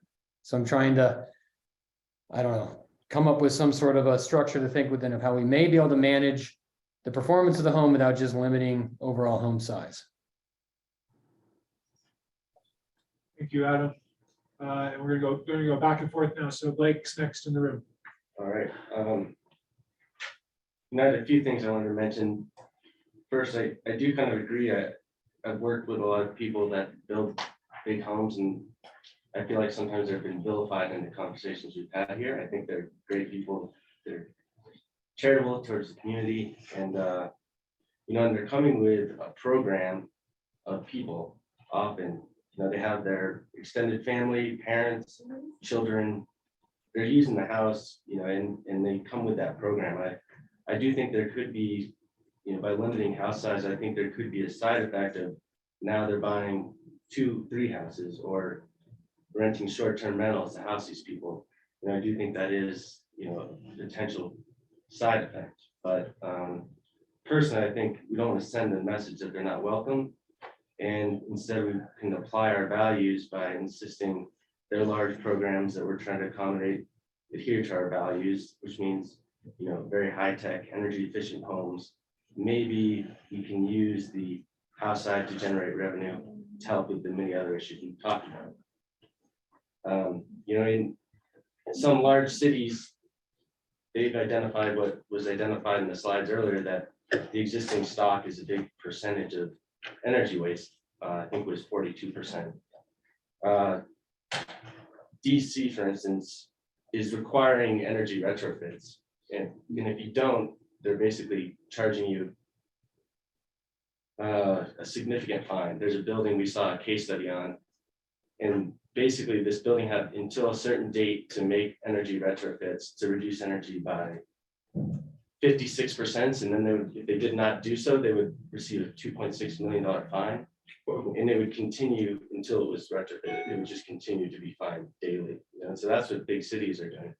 I'm not suggesting that by any means, but I am saying that I think we could create a lot of revenue to help retrofit our local community. I mean, the Aspen Airport Business Center is a great example. There's hundreds of thousands of square feet that could use a ton of energy retrofits. So that's just one idea that I want to bring up. You know, and then the other one was just, there were some examples of other locations, but I reached out today and just talked to people in other mountain towns, just to give you an idea what their square foot limitations are. So Telluride, Mountain Village, has no size limitations, and currently there's houses being built there over 50,000 square feet, which is pretty gigantic. San Miguel County is 12,000 square feet with 2,500 square foot ADUs. The Jackson Hole is 10,000 square foot with 15,000 or 1,500 guest houses. So it seemed like it was good to have some comparisons in other mountain communities. I think in general, it's a community, and the building development portion of the community is a big part of this community. And I think everyone is up to the task of building really efficient homes. I think we all like to see the most well-built homes on the planet. So I don't know that reducing house size is gonna, how it would impact the industry, but I know that everyone in the industry wants to make the buildings better, so.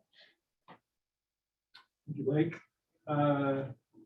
Chris, you've got your hand up, so I'll assume you're asking to go next, which we'll say yes to. Okay, sure, happy to. Thanks. So first and foremost, just wanted to start by thanking staff and everyone who's involved in putting together a really great white paper and data set. Having worked on GHG data in the past, it was a really, I think, innovative and salient way to compile some relevant insights for us. I'll kind of start with the end, and that is, I think we really need to consider house size. And it's not for, just because, or for a headline, or for, a lack of consideration around, what buyers of large homes or the development community, that, essentially makes these masterpieces and works of art, bring to the table. Those are important. There are certainly key contributions, key drivers of our economy. I would, this is speculative on my part, but I really think that what attracts people to the community in terms of the consumer for these homes, are the community values and attributes that we've been outlining. It might be less around square footage, although there clearly is a market there. But basically what I'm getting at is I think people would want to buy into the Aspen product, even if the size of the home that they were allowed to develop was slightly smaller. And I think there would still be an incredible amount of work to go around for everybody. I would also hope that, it would somewhat mitigate the trend of making things just more and more and more exclusive, which drives a lot of the, challenges that we're, facing and deepening, like the transfer of the workforce from, public facing institutions and businesses to purely private ones. So the reason I do think we should consider this, as I mentioned earlier, is just really in the data. A few things that stood out to me, one is that given where the housing stock is, a large percentage below 6,000 square feet, that's clearly livable and desirable for a large portion of current homeowners. The second is that even though, the above 6,000 square feet is currently a small percentage of existing stock, what we see in the trends on size in recent years is that it is becoming a larger and larger percentage of new permits. So I think with what is remaining in terms of what could be developed, it provides a clear signal that we would likely, without any type of policy or direction, it is likely that we could see, the remaining developable permits, be larger homes. And then, the data is also showing us that under that scenario, it becomes nearly impossible given the activities to meet our GHG goals, and that our infrastructure, particularly like the landfill, can't actually support that. So I think it, you know, the data gives us a real imperative to give this a hard look. Couple just quick additional ones. You know, I really appreciate Brian and Holy Cross's commitment on clean energy. I think that's an important part of this, an important part of meeting our climate goals. I do think, you know, we want to consider energy use intensity as one of the key metrics when we think about house size, and that's the main one we're looking at. In other words, you know, while we're moving towards a carbon-free grid, the fact is also, you know, in the data that a lot of the large homes have a lot of natural gas infrastructure, you know, and a policy to, you know, require new buildings to be all electric and on 100% renewable. You know, I think, again, this is conjecture, but it could be almost as complex as, you know, just something on house size. And then, as Brian mentioned, you still have all of the other ancillary and related emissions drivers and activities that aren't addressed. So Sorry. I think if we had to. Sorry, we got 15 minutes. Sorry, go ahead. We're out of time. I'll leave it there. I'll just say that I think mitigation keeps driving costs up, and I really appreciate all the creative ideas, but think we would need to think about what mitigation mechanisms drive as well. Thank you. Sorry to stop you, but I just looked at the time and I can see that we're in a little bit of danger here. Tim, go ahead, please. Well, I just want to concur with Max and Randy about the sort of the gravity flow of lowering the house size. It just seems to be preordained in a sense.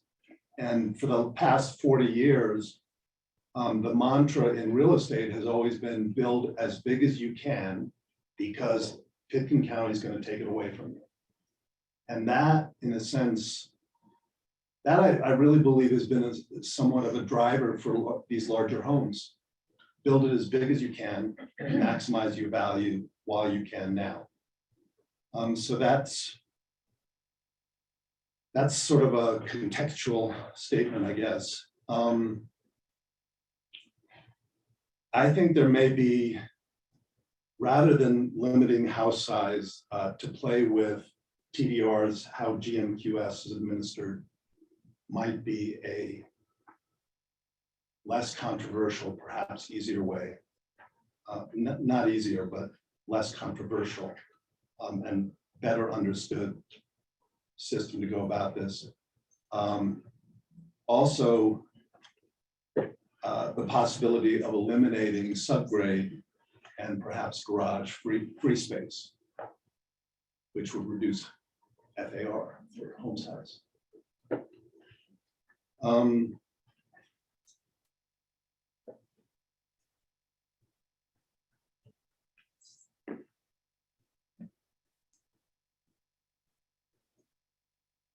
The white paper made a point on page 14 about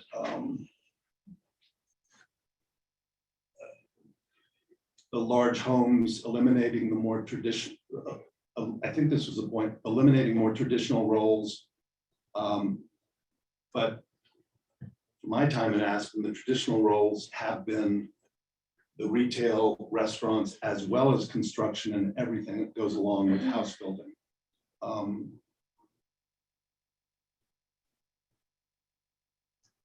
That's it. Thank you, Tim.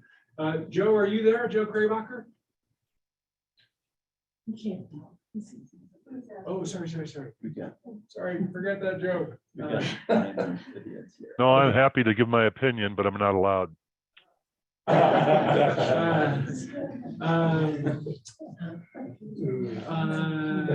unlike you, John. Not yet, anyway. So Lydia, are you willing to go?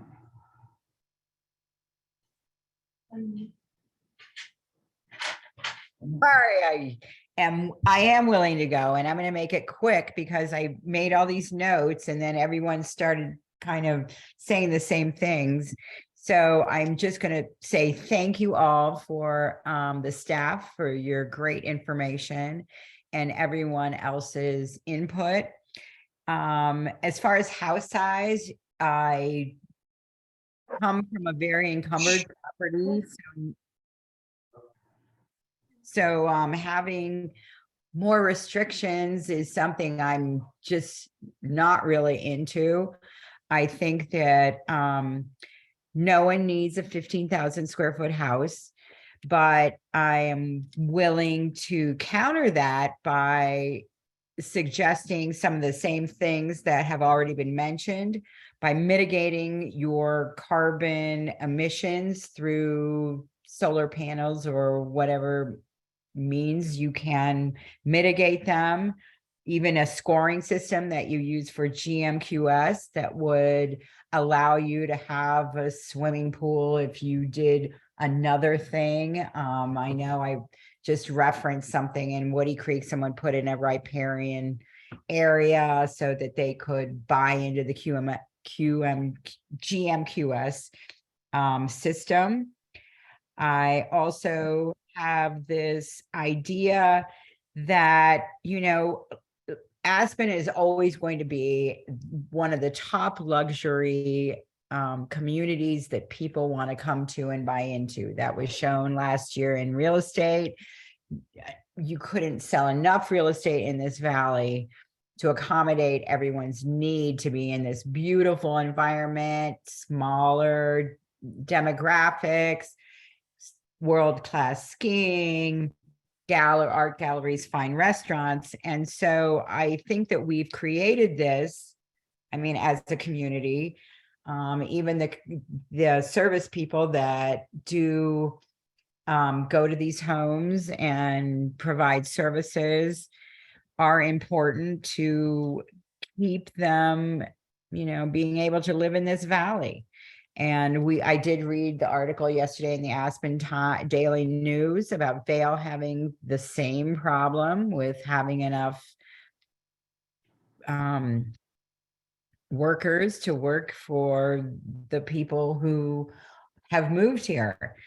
And so it may require, you know, educating the wealthy on, hey, you know, we would like to see this in the Aspen Valley, more marketing targeting the needs for less square footage, but allowing it at the same time. And I think that the economic piece should be addressed, and perhaps second and third homeowners might have some kind of need for some kind of fees for having these large homes and using so much energy. But I really think the mitigation is the most important part of that. If you're going to allow house size, you need to have the owners mitigate that. But that's it. Thank you, Lydia. Cliff, you're up next. We don't have to apply house caps to the entire county. We should be dealing with this or thinking about dealing with this zone by zone. It's not going to solve all our problems, Max, just dealing with house caps. That's what GMQS, TDRs, and everything else that we're going to discuss as a total will help us have a solution for this valley, making it to 2050. You know, prices are going up. Housing prices are going up to the point where doctors and nurses can't live here. That means we have to house them. That means more energy consumption, more trips, you know, vehicle trips and what have you. So we're spinning out of control. I think, you know, 117, whatever it was that we have in terms of large houses now, you know, another 100 of them by itself is not going to sink us, but it isn't going to make it any better either. I think it's a part of the overall mix of solutions that we need. As someone said, you know, they just don't need 15,000 square feet. You might be right, they'll buy two houses, but 15,000 square feet is enormous. They're gonna come here anyway. So that's my comments. Thank you, Cliff. Sarah, I saw you typed your response, but if you'd like to speak it, please, love to hear it. No, sure. Hey, everybody. Our Snowmass Capitol Creek Caucus just passed a motion to limit house size to 5,750. And I always had a hunch that these mega mansions were creating disproportionate damage to the community, but this data, and nice job compiling it all, I think makes a really strong case for the fact that we just need to stop the bleeding. And so I would say setting a 5,750 square foot countywide limit on housing. I would advocate for that. And then for the existing stock and all these giant homes that are currently creating a disproportionate amount of waste, have some kind of a creative revenue stream that can go toward our county priorities. An impact tax, sort of like Brian was talking about. So yeah, great to hear everybody's thoughts. Thank you, Sarah, and for the brevity there. Jessica.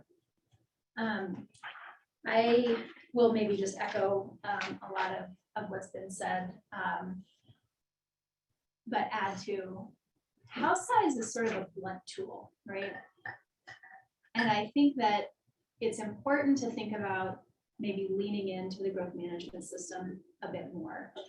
And I think, Max, to your point, yes, that's more complicated, right? It is not creating a streamlined process. But just saying across the board, we're cutting house size, across the board, house size should be X. It doesn't provide the nuance that I think is needed for a rural area versus something that's in an urban growth boundary, for instance. And it doesn't account for what are the housing impacts and the energy impacts of large homes versus something that is smaller. And so as we move forward in some of the future conversations, to me, it's let's lean into how can we incentivize people and really sort of require people to do more, be better at energy efficiency, be better at their water consumption, be better at providing housing for the people who work in our community. And I think for me, one of the things that stood out the most in this report was the employment information, and that employers are leaving Pitkin County because there's no place for people to live here. I work for a firm that has been in the city of Aspen for nearly 50 years. And in February, we are moving down to Basalt and Eagle County because our employees can't afford to live here. And I just say that because to me, that is the heart of our community, the people that are here, and house size is part of that. That's a bigger, it's a bigger conversation, but I think how does house size influence things like energy, employment, and preservation of rural areas? And that is really dealt with through growth management versus a blanket house size change. Jessica. Brian on the screen. That's great. I want to pick right up on what Jessica's comment was, because as I was listening to everyone talking around the room, I was thinking to myself that there's kind of an either or conversation going on, and I'd like to put out a construct for us to maybe think about. 5750 seems to be the magic number. So what if we use the building code and the energy code to define some very tight performance standards on not just energy, but water and waste and visual impact and all of the qualities that we talked about in terms of the wants and the don't wants. And we basically said those are the performance standards that you have to comply with if you're going to build 5750 or less. And then I don't know who it was because I couldn't see on the camera, but this notion of needing a TDR and going through the GMQS process, let's have that apply to anybody who wants to build bigger than 5750. Because first, you need to have the TDR, which helps you preserve some of the open space, which is a priority for the group. And then second, the GMQS process allows you to capture all of sort of the non-building size related stuff that you're trying to avoid. Are they helping with affordable housing? Are they only going to be a short-term rental? Are they in a particular area that has a propensity of dealing with the impacts, et cetera? And so you've kind of got this nuance that Jessica was looking for.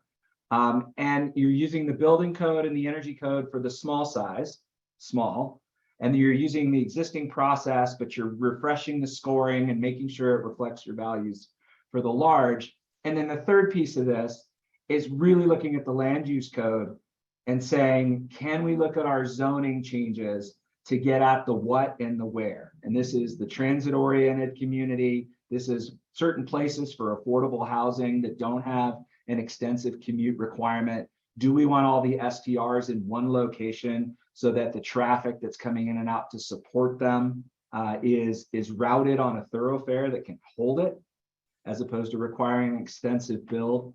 So I would say, let's look beyond net zero as being the solution here, because it really only gets the energy problem. And I think even at that, it prevents taking advantage of some of the things that we're seeing in the energy sector. Let's look holistically and try kind of this three-part process: below 5750 with performance standards, above 5750 with TDRs and the GNQS process. It's not one or the other, it's both. And then the third is looking at zoning and really saying, what do we want where in order to create the kind of community that we all want to live in? Thank you, Brian. All right, I love that. Brian. I think my mind was going in the same places, like kind of integrating everything. But one of the things is, what's the worst thing about living here? That I bet everyone in this room, in their top 5, it would be traffic. Anyone disagree? Okay, so yeah, traffic. There's too many people coming to town because they can't live here. There's a lot of employees being generated by these houses. They all live, and they're not just living in Basalt and Glenwood. They're living in Rifle and Parachute and over McClure Pass and Paonia. I mean, people are coming from a long way to live here. And I remember back in 2008 when things were just booming like crazy in this town. And I actually turned to someone and said, we need a recession. And it happened. And the town calmed down. It was absolutely wonderful. Now my business took a hit. Yeah, one house said, oh, we're not doing any gardening this year. We're gonna have the property manager come mow the lawn, and the gardens, we're just gonna let them go. And so everyone took a little bit of a hit, but for me it was worth it. We didn't have people driving from all these places way far away, but the people who lived here and close to here were still able to work. All right. So not hoping for a recession anymore. But the one thing about us that doing net zero and energy efficient homes, I totally agree that it's necessary, but it's not going to reduce the traffic for the home management part of these houses. So smaller home size will, I mean, according to these statistics, great report on staff's part, smaller sizes will, but it also seems like if we make the energy efficiency part net zero and whatever else, and also including GMQ as and TDRs and stuff, so strict that they can't build a 15,000 square foot home because they can't meet the requirements that we put on it. So making the energy efficient super tight, and what was it August saying, or whoever's building the house was saying that it's really hard. You start having to give up the pool size and give up maybe not as much snow melt driveway to be able to make a net zero house. That maybe if we do require something close to net zero, by just doing that, we restrict the house size.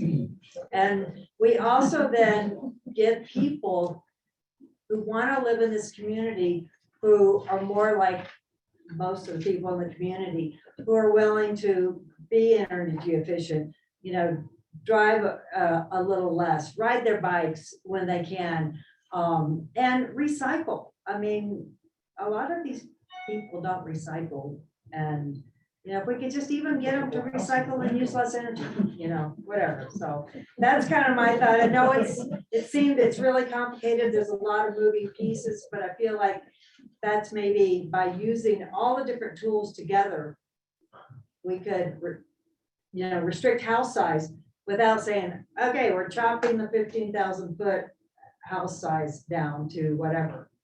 But we might be able to get there by just making it hard enough too hard to build. Thank you, Debbie. Rick? Excuse me. Thank you. Great job, you guys. I just think there's another thing that we have to keep in the front of our minds, and that's the resiliency of the community that we live in. To the point someone made about their business that's been in Aspen for 50 years, moving to Basalt. That's an indicator that a lot of things like that are going to be happening. A couple other data points, the people that are riding the raft bus up Valley, less and less people are riding to Aspen. And that was kind of an eye opener. I think the traffic you're seeing construction wise is also going to peter out on the upper end of the valley, and it's going to be more concentrated down Valley. There was another data point too about just the general stress in the community based on 15 or 16 things they've been watching at Roaring Fork Leadership that all need to be in place in a strong way to support the community's resiliency. One of the comments in that report was, were the changes in Pickens County the last 20 years brought by external forces, or were they brought by internal management of our stress levels or housing issues or whatever it might be? And it seems like what we're trying to do here is turn a page to let the community bring change to the community, not the external forces bring change to the communities. The LLCs, I have nothing against rich people. We did quite well in our business building big homes. But the external forces the LLCs bring and the demands they make on our system is just not sustainable. And it's reached the point now where it was maybe 50-50, but now it's going downhill, I think, and it'll go down. So that's just congratulations, you guys, for as much information as you're putting out there, and the comments are just awesome. And hoping we can get somewhere with this. Real quick, I think there's a role in our community for large houses. I think there's an important role for wealthy people. I think that they can be built at a certain ratio and keep the numbers down. But as everybody said, with regulation, not so visual, and they contribute, they're asked to or required to contribute with carbon offsets mitigation. I just think there's a role for them. It's not a blunt instrument. I so agree with Brian with what you said and Jessica and what many of you said. I have so much more to say, but on to the next person. And we were down to just the room, right? So Bill. Randy, the rent program was really a carbon offset when you think about it, which was probably the first carbon tax or fee passed in America back in the late 90s. That's the renegotiable, the renewable energy mitigation program. And what it did is that if you wanted to have extra things on your house, you paid into the rent program. And that actually funded CORE, Community Office of Resource Efficiency, for 21 years. And CORE gave out almost $10 million in grants that came from that fund. Now the fund's diminishing now as the code goes closer to net zero, because they're doing more things on site, orientation of the house, photovoltaics, all those kinds of things, so that less is being paid into that fund. I think merging the TDRs and GMQS, wherever that could maybe that could be just standard, because I think reducing energy and the intensity of uses around the houses is going to go down if the houses are smaller. How we limit them is, in my view, not quite so important as water, the carbon footprint, and the traffic issue. They're related. And so as Stuber says in her book, and those of you who haven't read it, I recommend it highly. It's been mentioned already. It's called Aspen and the American Dream. There's three groups of people in town: the locals, the second homeowners, and the tourists. The locals make all the political decisions, which is as it should be, and it's great how that has worked out that way. The second homeowners play a terrific role in funding and supporting the nonprofits, and that's what establishes that Aspen is a very unique community in light of that support. And the tourists drive the show because they're the ones who are making the wheel go round.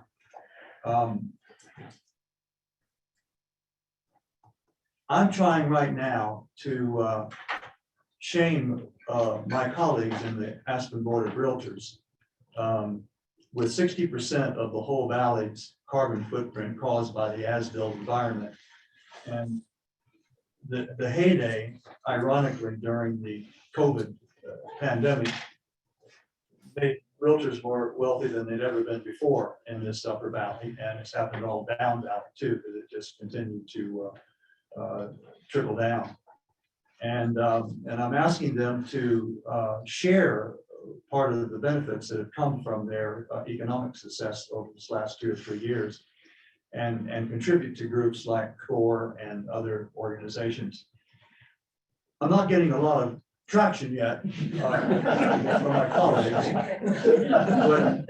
but I'm working on it. I've gone to the board as a whole. But anyway, I just want to share with you, I'm working on that idea, that concept.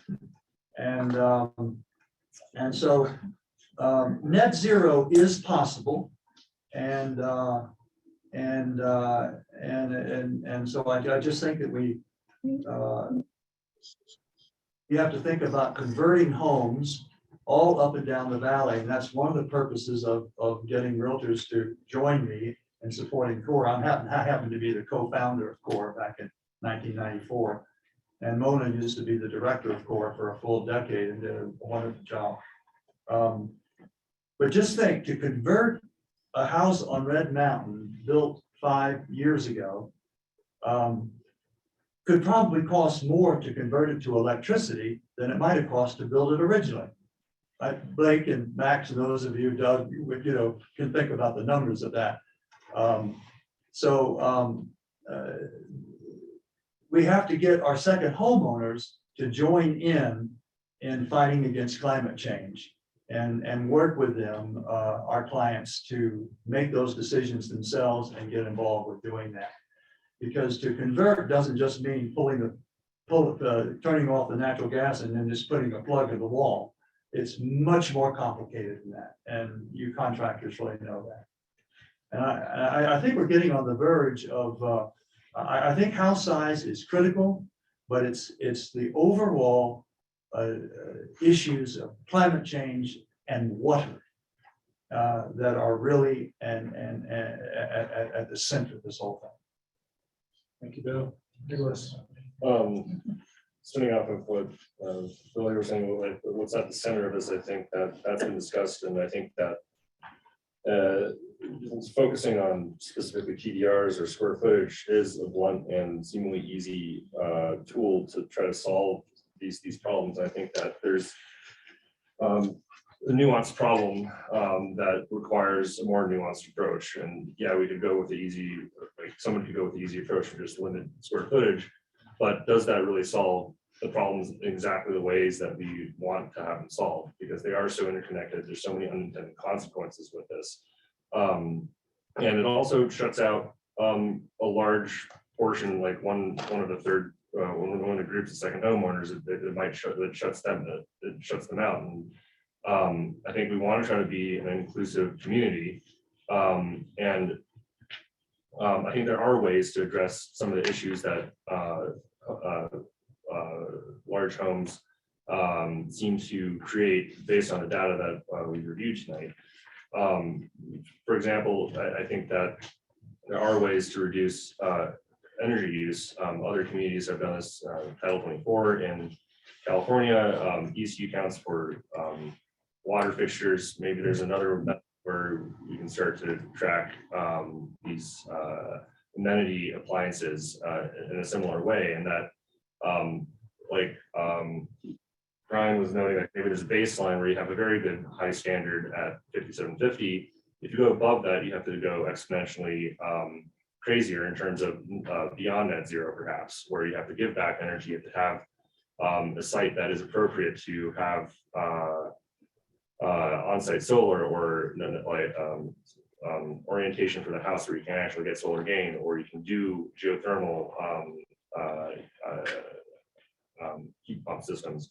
And maybe some sites, like, for example, like there's, if you have a 10 acre lot, you might have a ton of square footage you can build, but if that lot has a floodplain that has slopes over 30 degrees, you're not gonna be able to build that maximum limit. And rather than getting into, I'm wary of ER GMQS system that's linked, because GMQS is it's a very manual and subjective method that, yes, it slows things down, but is there a better way to slow stuff down to control growth and let the constraints define and balance themselves out? So maybe you have ways to incentivize and to create code that that naturally limits the home size the larger you go. And another example of a large home sizes that I wanted to address was, I don't think it's been mentioned quite yet, but the commuting for full-time employees that are generated by larger home sizes, I don't think that's, well, that happens, but maybe there's a way to,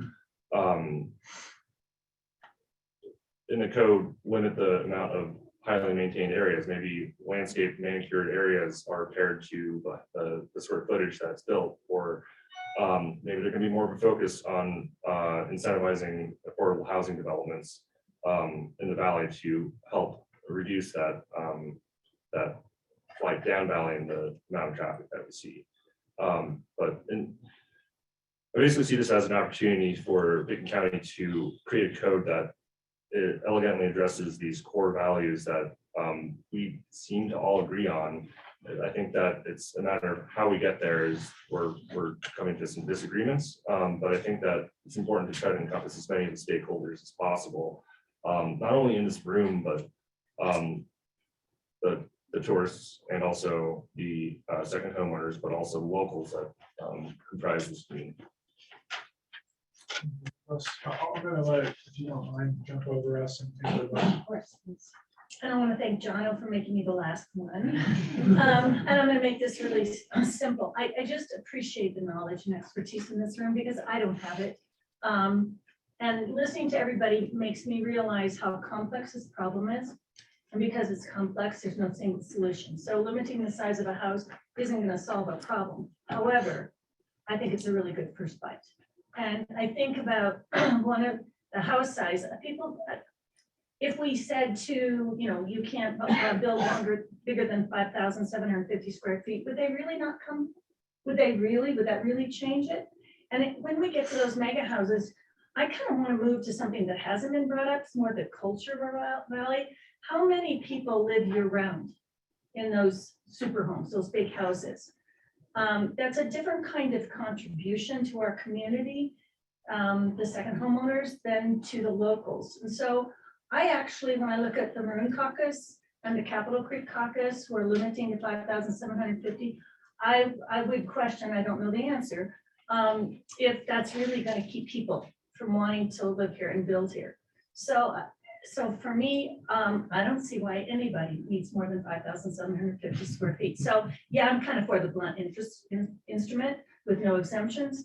And the other thing is I think that the people then that were coming, perhaps there would be, more contribution. Would there be more people that live here? Because we're losing so much of our infrastructure in terms of people that are actually living and working in our community. So I'm not going to go on, but I want to thank everybody for their remarkable perspective. I heard it, I appreciate it.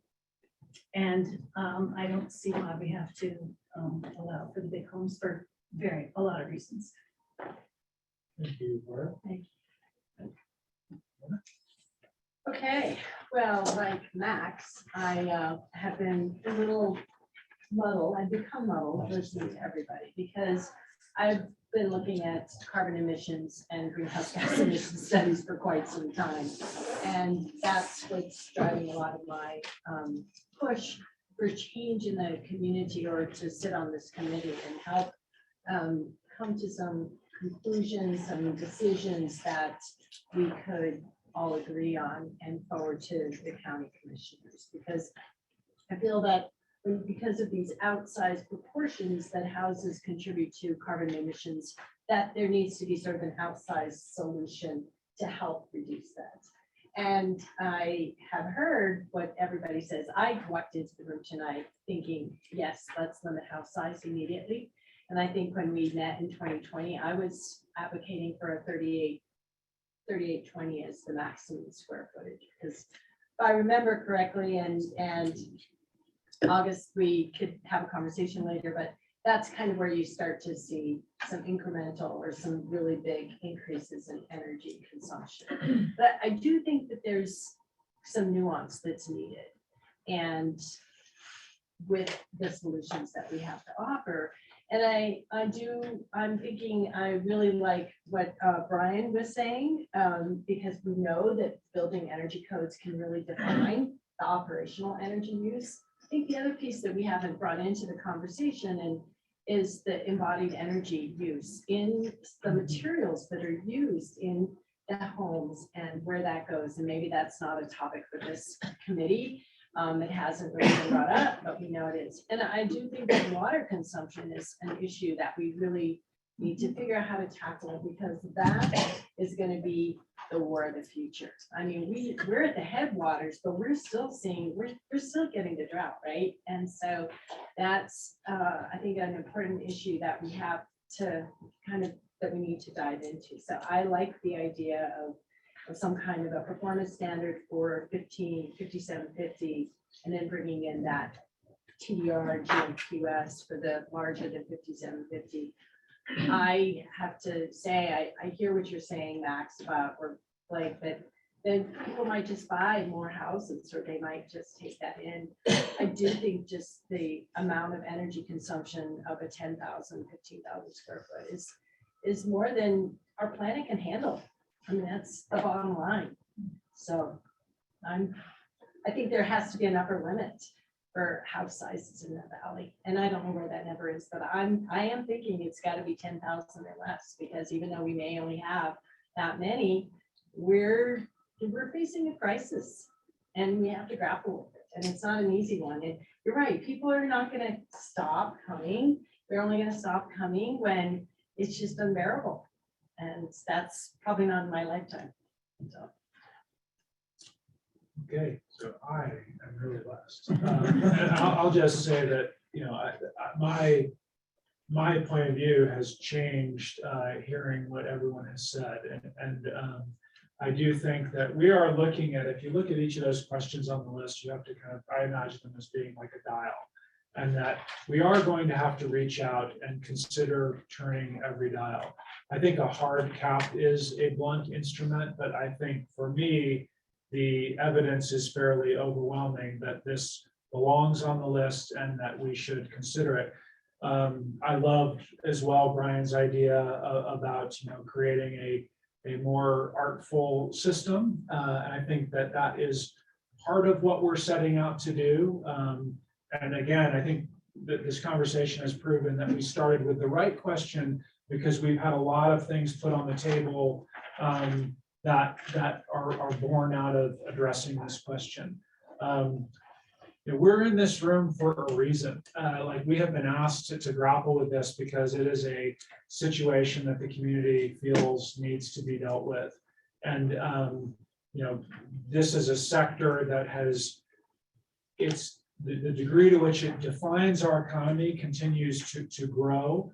I think we have the most price distorted housing market in the world in this valley. The free market housing supply is essentially broken in that it is not producing housing for people who are making their living in their housing, who are not directly attached to this price distorted industry.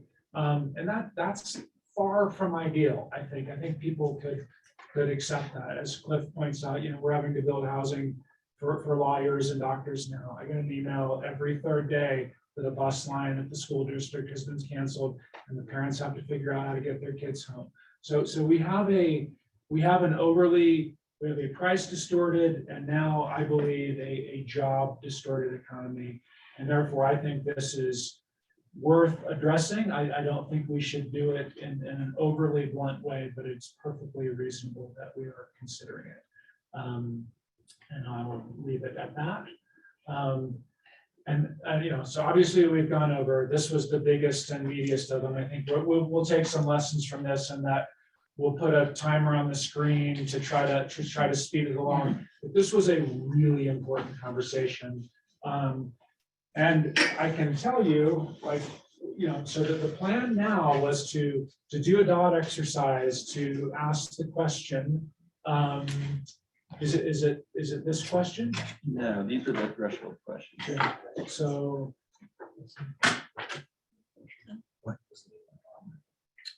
We're gonna ask the question, that size of large. So we were gonna ask the question as a continuum exercise, where you would choose a dot, and we have the technology set up. Yeah, we can do it. Yeah. So the question is, does reducing the size of large new homes help reflect our community values, or deliver on our community values as we've discussed them thus far? We feel good about doing this? There are QR codes on the table. I think maybe we should talk a little bit about, do we move forward, given that it's 6:30? I want to defer to Mona and Michael and the group on are we ready to take action? Yeah, I Is there a way think to do that's this? a question. Are we ready? Can we go ahead and take a quick vote before everybody's? I think this is so binary. I mean, there's so many more angles to this than just, I think we've come to an agreement that it's so much more nuanced than just this one blunt instrument. But it's a sliding scale. It's a so sliding But it's- scale. But it's. And So we're gonna ask every question. We're gonna drill down on every potential dial. Yeah, so but like this is where we plan to arrive to, but I just wanna so you're saying you feel I'll go with the group, whatever the group. I think we've gotten so much information and so many ideas right now, this is a little premature. It might be better to digest what we learned tonight and tackle this. Can you send it out? Yeah. Is there there a a possibility of sending that Too out? much Because it does feel like everybody's kind of wrapping up. We've lost a number of people. We want you all to have a chance to think of it. There's definitely the possibility to do that. I think what I heard tonight too is that understanding the relationships and really digging a little bit deeper. I just want to make sure that we're ready. I mean, this is a non-binding, very sliding scale consensus driven tool. I want to make sure we do it with the right content. So we can absolutely send it out as homework. We, work with the co-chairs to determine. We can also start the November 30th meeting with this, like do a summary. Just consider it a straw poll and let I it go. would actually advocate that we not ask these questions at the end of every meeting, because I think we're gonna end similar to this of, there's some stuff to digest. And so I wonder if there's a set of questions when we get to like our second meeting in December or the first meeting in January, where it's like, we have the context. Now we can understand, how do we want to, choose on this continuum? But I will go through it.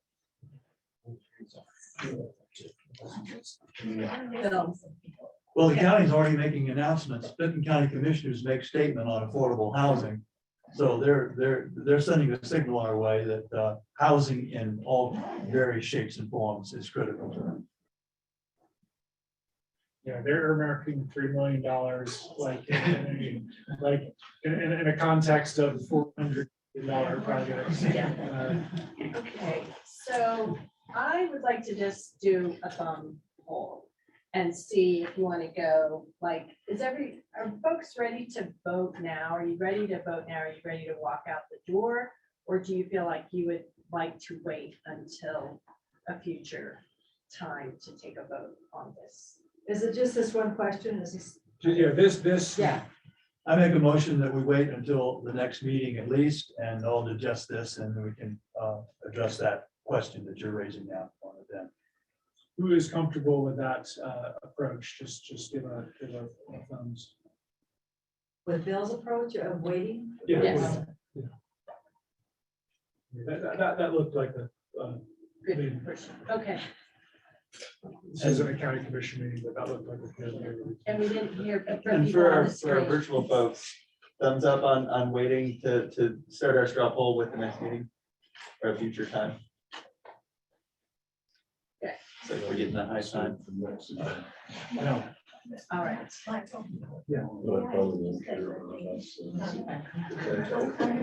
Speak up a little bit, Suzanne. Okay, I'm not a working member of this group, but I must tell you, every single time I go home from one of these meetings, I cannot sleep. And it's not because I'm upset, it's because I'm so happy. I moved here in 78, and this is the precise reason I came. To see what community building is like in a real community. And to try to also hope that I could deal with the issues of balance. So what kinds of people do we invite to come in and invite to stay, and how do we make it easier for them to do that? This next week at Thanksgiving, I'm going to be thankful for every one of you. I think you are doing an amazing job. And this white paper, Cindy, whoever, the whole staff, it is incredible. It's just amazing. I mean, I think all of us could study it for about the next 6 months and still not be able to pull it all together, but it is really very helpful and eye-opening. So thank you.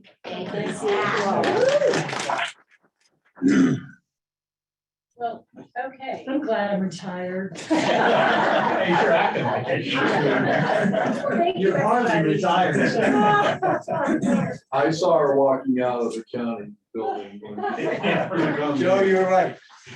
You guys, thank you. Thank you all. Thank you all. Debbie was fun seeing you the other day out there.